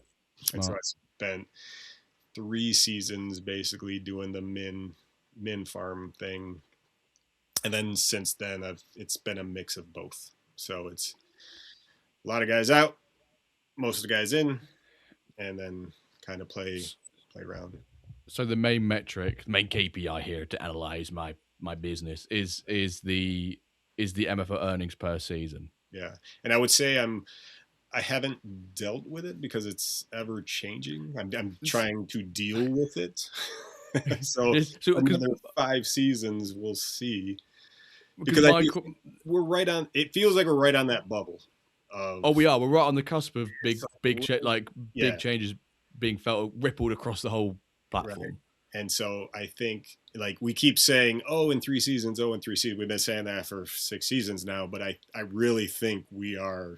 I was looking season 16 to 19, I think, is this little like crunch time period for people to go, oh shit. Yeah, because I was looking at some numbers at the higher end, and over the next 3 seasons, the amount of ultimates, 90 plus players retiring is like if we exclude incomings, the ultimate population gets wiped by like 35-40% in the next 3 seasons, something crazy like that. It's massive. So, and that goes back to what I was saying about this first however many seasons this end up going to be in 17, 18, 19, that's going to be a different game when we look back than what we are going to be playing moving forward. If numbers stay relatively the same as they are now. So yeah, I'm kind of as interested as if anybody else is paying attention and watching the agency. I'm kind of right there with you a little bit. Yeah. Okay, that's probably, yeah. You saying you're dealing with it is probably a good way to summarize it, because I was going to challenge you, play devil's advocate, and go, well, if you're monitoring MFL earnings per season, but you're bringing in an extra 1,300 players across the last year, surely that number's going to go up anyway because you're bringing in more players. So maybe you need to look at it, you need to divide it by the amount of players you've got in to figure out actually earning per player, But then you're saying, actually, I'm dealing with it. It's not, is it ever something that gets dealt with? It's just constantly an evolving problem, but it's how you adjust and, deal with that problem whenever it appears or throughout your playing career. Some people might just sell up shop and go, fuck it, I can't be arsed with this, or they consolidate down. You've got reverse card to consolidation of the agency. I'm going to expand. Yeah, I would say that a lot of those players are probably lower end players. So, will those players have higher earning potential once all these retirements kick in? I mean, that's probably what's going to buoy the lower end of the agency. Yeah. Guys that I currently have on my own team that are slightly growing that really can't get a contract anywhere else. Will they get a 7% contract in Spark or something along those lines in 3 seasons of time, where they can't even get a contract right now? Yeah. So that is going to be an interesting part. On the higher end, going back to progression, I think progression is going to determine earning potential a lot. If you pack at 85 out of a low Lego, is he stuck down in silver or bronze, earning nothing?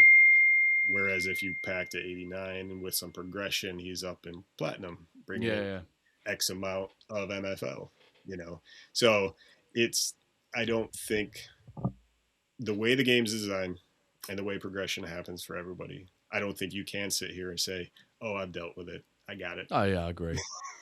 Yeah, unless you were to invest a lot of money and buy all the players you need for stupidly, really young ages, and kind of say, I've dealt with it for the next 8 seasons. Mm-hmm. Or do you it's basically saying, do you want to deal with it on a seasonal basis, 2-year, 3-year, 4-year, 5-year season? That's basically how you want to deal with it. Go on. Nope, that was it. I was just agreeing. I've got a question from Big Mr. K. He says, question for RonJon. Who was wrong, Root or Bruce? All right, let's get into it. Here we go. How long we got? Here's the pod started now. Here we go. I honestly, I don't know, because I don't know the whole story. What I do know is that it sounds like a difference of opinion in those situations. I was hoping you were just going to say a name. I don't know everything, but all I know is that this person was wrong. Sounds like a difference of opinion. What I do know is that what I hope happens is they put out more content because of it. I know Bruce put out his own video this week. Dev Center. It was great. Great. I loved it. What, 2 weeks ago when I was on vacation, Root and Hoodwink did their hour session. The dark.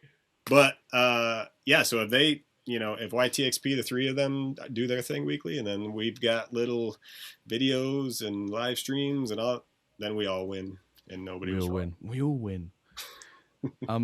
Now I have a Big Mr. K said, whatever he decides shall be how it will be finally decided. So basically, all we've done is we've prolonged the decision of who was in the wrong, Root or Bruce. Well, we're going to push back that. We're going to push back that trial for another couple of years or so. Well, if it ends up being that we get more content, then they were both right.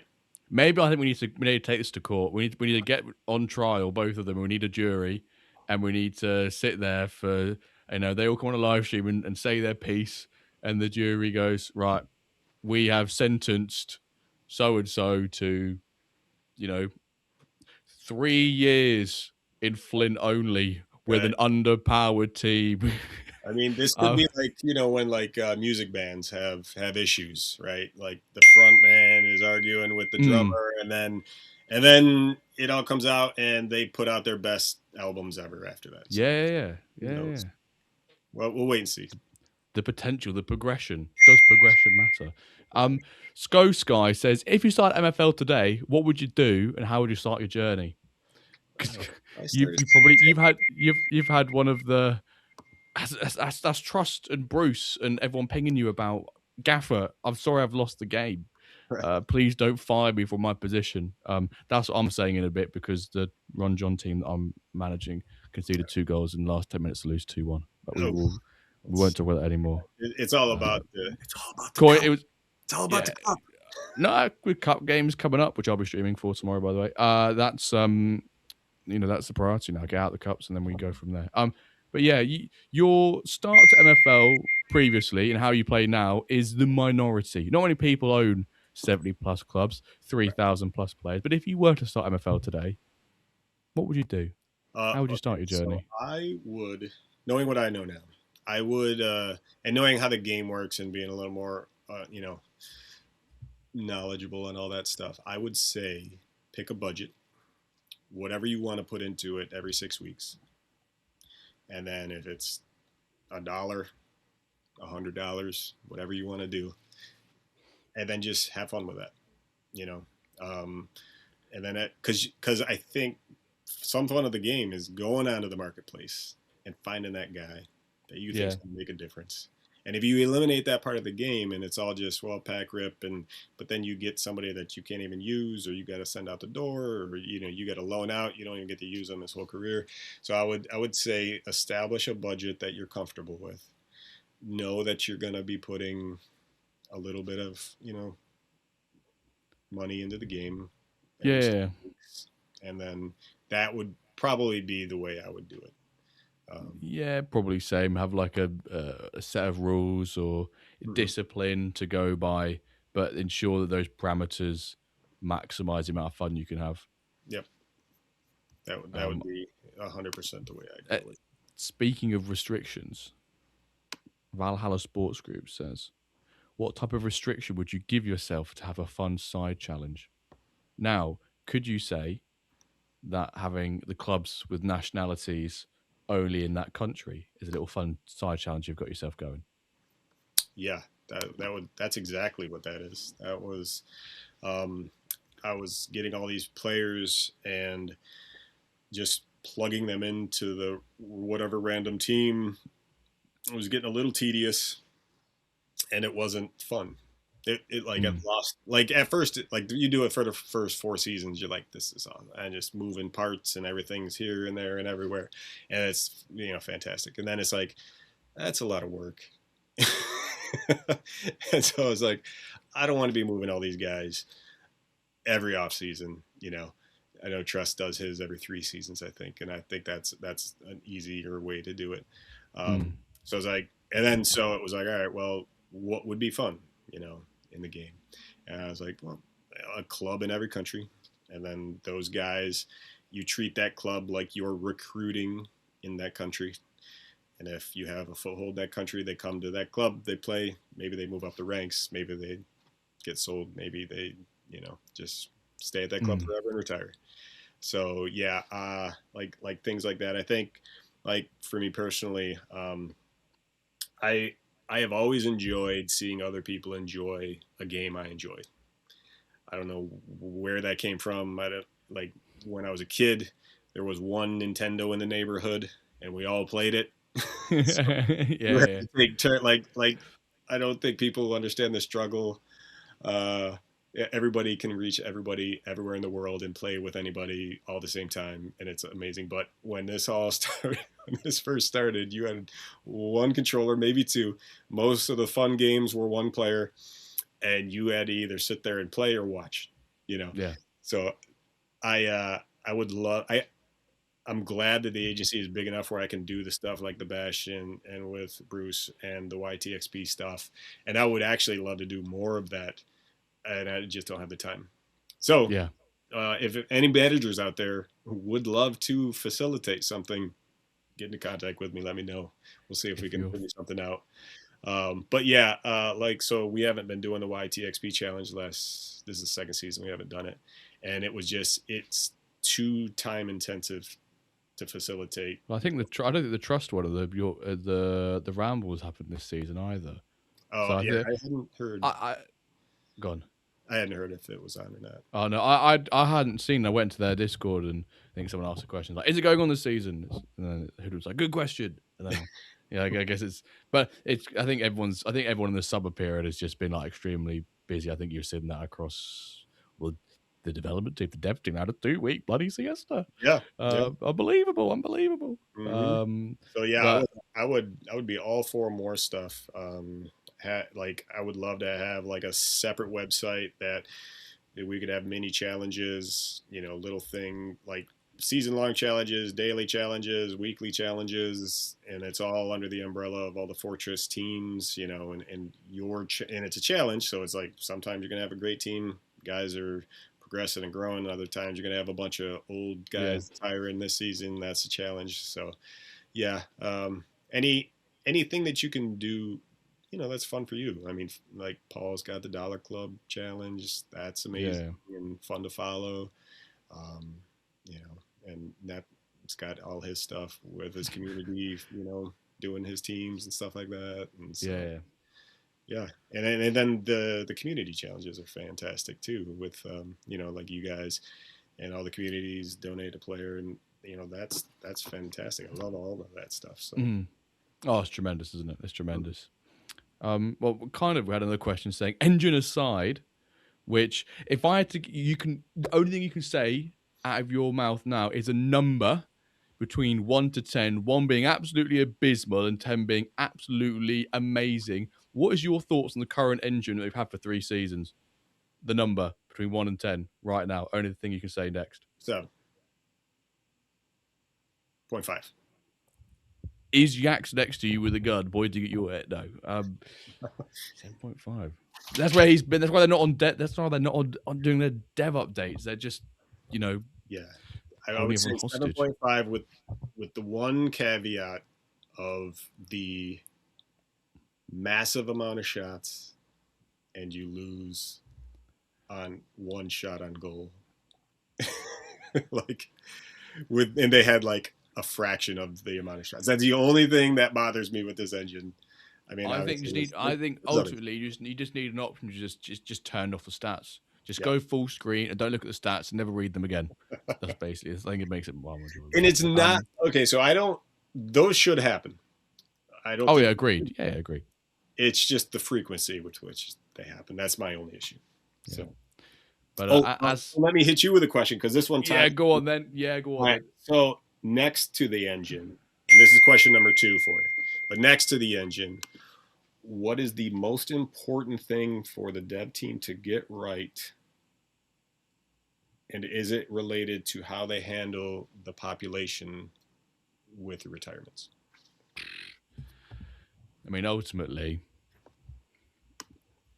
the supply of players, whilst it may not be in many other people's minds that importance, it should be on MFLs because it has such a monumental impact on the game experience, the marketplace, and a lot of other things connected to that. But as you alluded to earlier, we've not really seen a full cycle of progression from a particular cohort of players. So what do you think is the most important thing they should be focusing on next, is what you said? Yep. Was the question. Yeah, is basically what do you think the most important thing is? I think it's... Is it related to that? Yeah, excluding the engine was your question as well, though, wasn't it? Yeah, excluding the engine. I think it has to be the supply, but also more things, like more things to do in MFL. More flavor. Like, yeah, more flavor. I mean, because a question that I was going to ask you was literally a very kind of similar question from Stats Don't Lie. Goes aside from the engine, what aspect of MFL is in need of the biggest refresh? And Solid Lard said, I would love to see something to grind during the day. I would love something to grind during the day, he said. Maybe some small competitions for cosmetics like pictures, kits designs, or dev center passes. And Nessie put just spam countless friendlies. But I think it is something a bit more than every day coming on and setting your lineup, doing a bit of tactics. But is that MFL? You know, that's where we need to kind of differentiate. Some games like So Rare do it so well because you're on there daily doing something. However, is the argument that's actually MFL going in and making your tactics, etc. I think while supply should be a big focus of theirs, I don't think the communities are interested in them caring about it or not. We want them to care about it. We believe they care about it. But the community wants more flavor, but not in terms of dedication to the supply count of players in MFL. I want more events and community things like that. I think I said it last week. I want more things like Goal Rush. We have the rapid play where we had them during the mid-season break. Something during those times to entertain the community more that are structured and not entirely run by the community. We have the preseason cups, which I love. They're great. But I want something. Could MFL plug a gap there? Plug a gap. But it is, say, the preseason cups, but they're like announced, they're in the competitions page for people to go see. Not you have to click a link to go there. Make something a bit more formal like that. I'd love to see them focus on that a bit more. But, you know, there are some some big projects. We know they've spoken a few things about the experimental engine and, substitutions, or Matt's come on and spoken about training and things like that. So we know there's those things that being worked on. I think those can have an impact, if you can focus training and XP on more whatever, as Matt, I think Matt's one, he briefly spoke on here with me, but also with Ryan on his Meet the Manager piece. Like how just getting things that can't affect progression because the potential is not a movable value, but things that can impact that you've got to be careful with. But a boring answer is supply, right? The boring answer is supply. The community part of myself says things to do with the community. It's more enjoyable, more fun things to do with an MFL aside from setting lineups and tactics, whether it's things for cosmetics or community initiatives, that sort of thing. Yeah, I would say that it would have to be probably something that doesn't impact the game directly. Yeah, that's what you want, isn't it? Probably I think the best avenue, like the Goal Rush. Yeah. Messing around with your agency in some form or fashion that maybe has a small impact. Yeah. On the gameplay, but not a drastic one. Anything along those lines. And then I do like the art challenges. I think like community. Back content, stuff like that would probably be something that even if you lost and it's the worst day ever because you got one of those games, you could still go to like something else and be like, oh well, I did good in the challenge, so yeah. And the easy argument to be my usual on the self being on a fence and Jimbo, get off the fence. I just like seeing both sides to it. That is these things like checking progression and so on and so forth. I want a bit more flavor to that. Like I said, you have the preseason cups.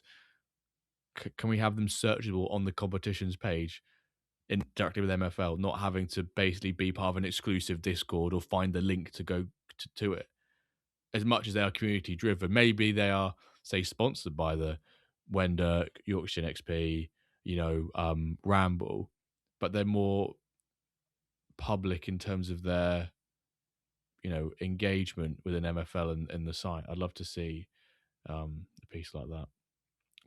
So I think that kind of answers Stats Don't Lie's question and mine. You're on the same one. My last one for you is another one from him actually. And make sure I have read all of them. I have, yeah. What do you think about the idea of introducing a player mentality or a hothead who is more prone to yellow cards and red cards, or a big game player who gets a slight boost versus a top three in the league or in the cup knockouts. Alternatively, could be a team-wide mentality if you go on a winning/losing streak. I think that would be fun. I mean, obviously, it's hard to implement it because how do you apply it to players that are already existing? So you would almost have to only apply it to players that are created Yeah. after you decide to do that with the game. Um, but yeah, like having I don't know how you would do it, a dice roll. You know, player X has the ability to play between these parameters depending on how he shows up to work that day. Yeah. Like a little trait or something they He had have, a like they good get a night dice last roll. night. He's gonna play out of his mind. He went Yeah. out on bender last night. Performs in front of the home crowd, like that sort of thing. Yeah, like that, like all of that stuff. I think would be fun eventually. I think we need to get through like the retirements and while the engine talk is never going to go away, it's always going to be part of the discussion. Um, I think having how they've interacted with the community with the new engine, which I can't wait to see how Yeah. what the finished product of that looks like. You know, the first go round because it's going to be an ongoing thing, kind of like handling the agency and retirements. Um, I I think if we get that ironed out, then we can start to move into that other unique stuff, Mm. like that as we go through the game. Yeah. So, but I would be all Yeah. for like unique stats. That maybe we know, maybe we can't. Maybe you have to monitor the players' stats and their playing style, and then create your own profile based off of what it looks like on paper. Mhm. Yeah, I did kind of put a little spin on his suggestion. I'd like to see in like a team wide sort of momentum piece or mentality piece. Or I've always said I quite like the formation familiarity piece. I don't think that swapping your formation every single match should have in a one. I'm not totally for having a complete chess based engine anyway, but if you change your formation 5 times in 5 matches, now the players shouldn't be able to just adjust to that. So they go from 3 back to 4 back to 5 back, back to 3 back, and chopping and changing all the time. Maybe there is a bit of sort of a bonus to playing a formation over X amount of games, but then it's all about how do you value that impact it has, and is the value meaningful or not. If it's not meaningful, then no one takes it seriously. But if it is too meaningful, then it can get exploited. And trying to find a balance is why I'm not a dev, because I find myself sitting on the fence too much with things. If you want a neutral opinion, you ask me because I'll give you both sides of it. But yeah, that's Yeah, probably I I'd be like all for that's what. anything like that. Players and teams being together longer, they get a little boost from just knowing each other's tendencies, whatever yada yada yada you want to call it. Um, that if we ever were to bring like coaches into the game, something along those lines, where a player either randomly gets assigned maybe a formation that they give the players when you play that formation a boost, something along those lines. Mhm. Like anything like that further down the road, after we get all the really important stuff ironed out. um, I'm all for it. Just to come back to your retirement piece about us going through the next couple of seasons, which we both agreed on is quite a big time for retirements in MFL and people's agencies. Mhm. Do you think there's like a particular scenario or value that needs to be hit in terms of when we can kind of say we've this bubble you're calling it, like when the bubble has surpassed or burst or whatever, is there a point which we can say, oh, the rough patch of retirements has ended now? Or is it it's only starting and it never really ends as such? It may just drifts and, peaks and troughs, but never truly drops down to a level we've had before, which I don't think it does, but. Yeah, I think when, I mean, just from a numbers standpoint, you'd have to assume when all the guys that were like 16 at season one, when they're Yeah, gone, when like they're gone. they've all gone, and all the 42-year-olds are gone. That's going to give you your new base. Um, as far as that, I think it's probably So season 26. pretty much. I think that's going to be like when you are 100%, everything's done. Yeah. And Between there's no more older retirement right. mints and all that sort of I stuff. would I would say between now and then, I would say four seasons will be almost there. Like that'll be like Yeah. kind of where you're like, all right, the outliers are really the only ones left. Um, you know, Well, actually, now thinking about it, it won't be season 26. It'll be season 29 because you would have had 16-year-olds minted at season 3, who would be the last of that the youngest age in that cohort of yeah. older retirements. I think it is that between season 3 and season 4 we had the transition where Ultimate got brought in, Limited got brought in, the average retirement age dropped, the average pack age increased. Once the older contingent are out, once they're gone, Mm-hmm. retired, God bless, RIP. Yeah. Then this fall, like we had a cycle. Now, what does the next cycle look like? And then in theory, every single cycle should only be 26 years. No, a little bit, it'll be less than that. But Well, I don't honestly, I don't think we'll, unless they increase pack numbers again. I don't think we'll ever have this happen again. It'll just be a rolling, wave. that's the ideal, isn't it? That's the idea. It is peaks and troughs Yeah. over X amount of like over 3-4 seasons. Because at the moment, in 3 seasons, 23.7 retire. Mm-hmm. In 2 seasons, 25.6. Yep. And then it drops down again to 23.3. Mm-hmm. So we kind of do hit at the moment in 2 seasons' time. We are at the peak of retirements. Yep. That's our peak. Mm-hmm. But they Yep. probably will peak and then go back up again.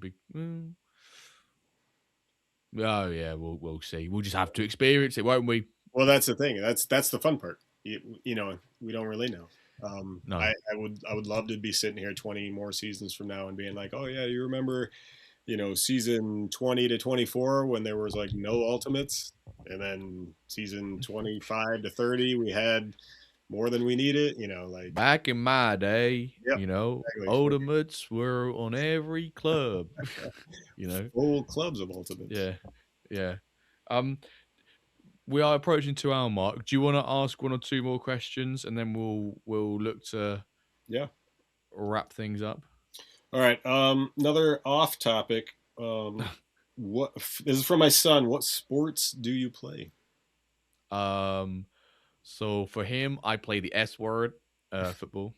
I play for what other sports do I play? I think I just play football. I think it's the only sport. I don't mind playing a bit of ultimate frisbee. I quite enjoy that. That's quite fun. I don't really play it. I just a couple mates and whatever, just All kick right. around with football and launch a frisbee. But in terms of actually playing, it's football. All right. What position? Do you want if I had to have an MFL, if I had to have an MFL card, your main position? If I it was an MFL card, it would be right mid, left mid, centre back. Okay. It would be my card because I ended up finishing as a wide midfielder. I preferred being on the left as a right-footed player, but I started my career when I was in my early years from under 7 to under 12. And I broke my arm, so I was out for 2 seasons, twice in a row. I played centre back, so I'll be left mid, right mid, centre back. Okay, and then a favorite memory of your time playing? Final season playing 11s when I was in high school. The team folded the next year because there wasn't enough clubs to be in that league we were in within our region. But then our final season, we did the double, and the cup that we won, because it was a cup game, we all got on a bus, all got in suits. We must have been about 15, 16, all went up to Norwich, played it. I think it's called the FDC now. People around Norwich might know it. Little stadium, little stand was there. You had a dugout, which is a 15-year-old playing football, was great. When you got subbed on, subbed off, when anything happened, there was a tannoy announcing it all with the names and numbers. It just felt like this was the closest you were ever going to get to being like a pro and having that experience, and Right. we won the cup as well. So it'd be doing the double, but winning the cup ultimately was the best feeling, because the whole experience of getting like a Friday afternoon, get to the the sports hall, or village hall for for this time. Uh, yeah, I used to play for a team called Skull, which is near Dis. I think some people around like Dis, Ipswich, Norwich Way will recognise that. I've still got some of my old kits actually. Right. Have But they yeah, made the appearance yet? Have they been one huh? of the? They've not been worn because of how small they are and things like that. But they have made an appearance when we've discussed them before. Maybe soon, if people are interested, I'll bring them out again. But there's some great sponsors. We've got Hogs at Home, I think was one of the sponsors. We're now a company which has gone bust. But Nice, yeah, winning the double, but winning the cup, particularly in that double, was the best feeling. nice. All right. Next one is from my wife. Do you enjoy reading? Um, I don't particularly read many books. If I do, it's when I'm on holiday. Yeah. Because everyone brings a book on holiday and says they're going to read like half of it, and then ends up reading like most of it on the plane, none of it while you're actually on a holiday. But I read a lot of stuff online. Like, I'm really into a lot of sports journalism. I'm really into my finance, so I really read a lot of things regarding that. They're kind of like my two big top. Finance is probably my big like topic of interest outside of football and MFL, I'd say. All right. All right. Favorite color? Yellow. Yellow. Okay. And then last one from the family is, what would be your last meal? Ooh, my last meal would probably be, oh, bloody hell, a smash burger. All right. Any I'd say. sides? Uh, Triple cooked chips, probably something like that. No, triple cooked chips over fries. Bit of a rogue one having triple cooked chips next to a burger, but triple cooked chips when no, right. It's kind of two meals together. It's not smash burger with goose or duck fat Christmas roast potatoes. Okay, well, hey, That you would can mix just and match. There's no that would rules here. mix and match and be unbelievable. That would be a dreamy combination. Nice. Okay. All right. We'll finish up with a couple of MFLs. Who do you know your highest progressor in your agency? Yes, Graham Hudson. Yes, you are correct. Yep, good old Graham. Come on, Graham. Yeah, I saw him plus 33, Yeah, 31 years old, and steady riser. yeah. No, Yeah, it's a boring progression beast, right? Someone who just goes like, never yeah, does this big step jumping yeah, stuff, which we all want to see. He just yeah. steady Eddie. Just 2, 1, 3 every season. I think he averages 3 a season, which is Yeah, just boring. right. But Boring. he's sitting there, what, at 84? I think he was. Yeah, yeah, Or 83 83. now, I think. Yeah, Yeah, unless he's progressed today anymore. right. Uh, So which I that's your stud progressor. Do you know who your dud progressor is? So let's say the guy that was the highest when you got him and didn't go anywhere after that, or didn't go very much after that. what have they progressed and then flatlined, Well, they or they barely progressed. okay, it's probably gonna be Wilfredo Arango. No, He was on there. He was on the he list, but I think he's on the list. you bought him after he had already like I kind of he progressed. was my first ever marketplace purchase in June 2022 when the marketplace first came online. Yeah, Um, I, who else could it be? Closer, maybe. yeah. The Um, guy I'm that just I looking at. found, he's French. We'll say that he's French. Oh my god, Jules Jacques Comte, or whatever his name is. Yeah. Yeah. What's his name? Jean Jacques Comte. Yeah, Yeah. I bought him on. She went, guy, this is a bargain of a player. Mm-hmm. Apparently, if you co-host the WenDirk and you think someone's a bargain of a player, you have horrendous progression there on after. Run away screaming in the other direction. Yeah, I purchased him as a what was it? I bought him for $81 in March 2025 Mm-hmm. as a 21-year-old. Yeah. 77 rated. Yeah. And I was like, yeah. And he hadn't played a season then, and he's gone up +2. Yep. All the markers were there. He was going to Fraud. be the next, That's the next thing. greatest person coming out of the agency. Mm. So, let's see. What was the next one? Oh, when did you decide you were going to do the influencer thing? A Well, personality. Calver came to me and said, I'm interested in doing a podcast. Would you like to, you know, I knew a lot about myself at MFL. I was a captain, a sort of, knew a lot about the game, and I guess had a closer ties to the dev team than other people did because of the captain role. And I said, "Do you want to start a podcast?" And I said, "Yeah." I'd always, when I was younger, I enjoyed like streaming or playing FIFA, and checking up a couple of FIFA videos or one. We all did when we were high school, or whatever. Mm-hmm. So I'd always enjoyed that, and then I naturally took on the role of doing all the editing and things like that, and Calvin did the posts onto the socials, etc., and doing a bit of the formulating the brief notes, etc.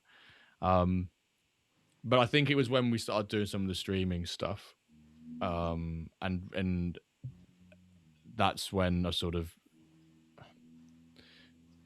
kind of wanted to do the influence a bit more. But in complete honesty, though, I don't. As much as I know a lot of people watch and listen to this, I don't consider. I don't. The selfless thing is, I don't consider myself an influence. I just consider myself someone who has played the game for a long time, Well, and I will just likes to talk about it. yeah. But it wasn't. It wasn't actually. You know what? It really wasn't until. It wasn't until. I mean, even before, but Goal Rush, when we said people want to join the alliance, and we had like hundreds join. Mm-hmm. And I know some of them might have not joined, might have not heard about us, but actually, I was like, a couple hundred people here are happy to join Mm-hmm. join the Dirk Order, it was called. Yep. And then, yeah, my man got the pitch design. Yeah, they've got the pitch design. They're only the true OGs of the pitch design. Yeah. But I'd probably say, well, actually, you know what? This has all been rubbish. The moment I played MFL, and my partner will be able to, testify to this. When I first found MFL, I'd always been looking for like a Web3 game that was Football Manager related, that was new, and I'd always said to myself, Jimbo, if you ever find that game, I want you to become like a key opinionated leader in that. I want you to become someone who people know about, and someone who like helps others and helps the community and builds it. And then ever since then, that's when I was like, right, I need to know everything I can about the game, progress through it, and that's just happened since then. So really, it happened when I first joined. I was like, this is a game where if I want to, it's there for me to do it because no one else is here to do it. I was like, the stage is set. There you go. June 2022. There you go. And I would say, on behalf of the community, smashing success. I appreciate that. Job being well done. Part of me wants to say pioneering, but the thing with pioneers, they're the first people to do it and they fall away. So I don't want that to happen. So it'd be like you saying you'll stay. After 152 episodes, I think it's fair to say that we've stayed for a long while. So, well, I think that's a good place to finish up the questions. So do I. We've got to think about hashtag. Now, I was going to do one related to spreadsheets, but actually, you asked me a question just then about what's your favorite position to play in. Yep. Now, I want to know what the community's favorite position to play in is. Now, if you play multiple positions like me, left mid, right mid, centre back, you can put hashtag left mid, right mid, centre back, put a little comma to differentiate them, or a forward slash or something. But I want to know, with your hashtag, what position, if you had a card MFL, what you'd be, or where you played growing up. I know a lot of you listening and watching will have probably played football at some point. What position were you? I want to know, like, if we were to build a team, a WenDirk community team, could we put out a starting 11? Would we have a team full of centre backs or CDMs? I want to know who I can rely on if we need to do ever community versus community MFL 5-a-side matches, 11-side matches. Who can I call on? Sounds good. RonJon, what would you be?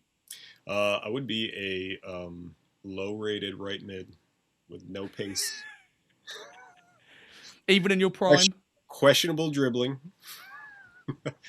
No defense. Well, yeah, low defense.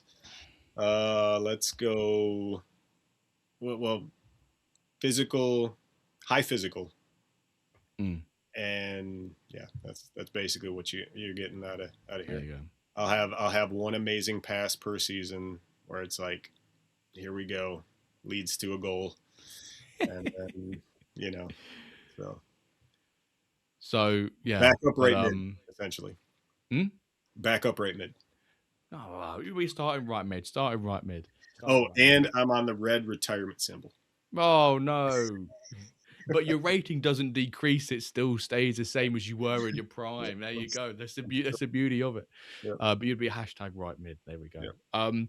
But no, we've been over 2 hours here. I think when we last had you on, we were 2:05. So it's just this insightful conversation. But honestly, RonJon, it's been great to have you on again. I've really, really enjoyed it. I know the community will have thoroughly enjoyed listening to it as well. Thank you for coming on again, sir. Well, thank you for having me. Always a pleasure. Thank you for doing what you do. Calva, last week, fantastic. We miss Calva. We do. Bring back Calva. That should be. Glad he's having a blast with the baby, but we need more Calva in our lives. Yeah. It's baby's had her time. Sorry, being all selfish and that. We need to. Can the baby stop being so selfish, please? And can we have our Calva back? Right. There we go, folks. Hashtag whatever position you would be in MFL or where you played in your prime. Thank you to RonJon, but thank you all so very much for listening, and we'll catch you this time next week for an episode of the WenDirk Cast. Thank you for listening. Enjoy season 16. Yeah. Bosh.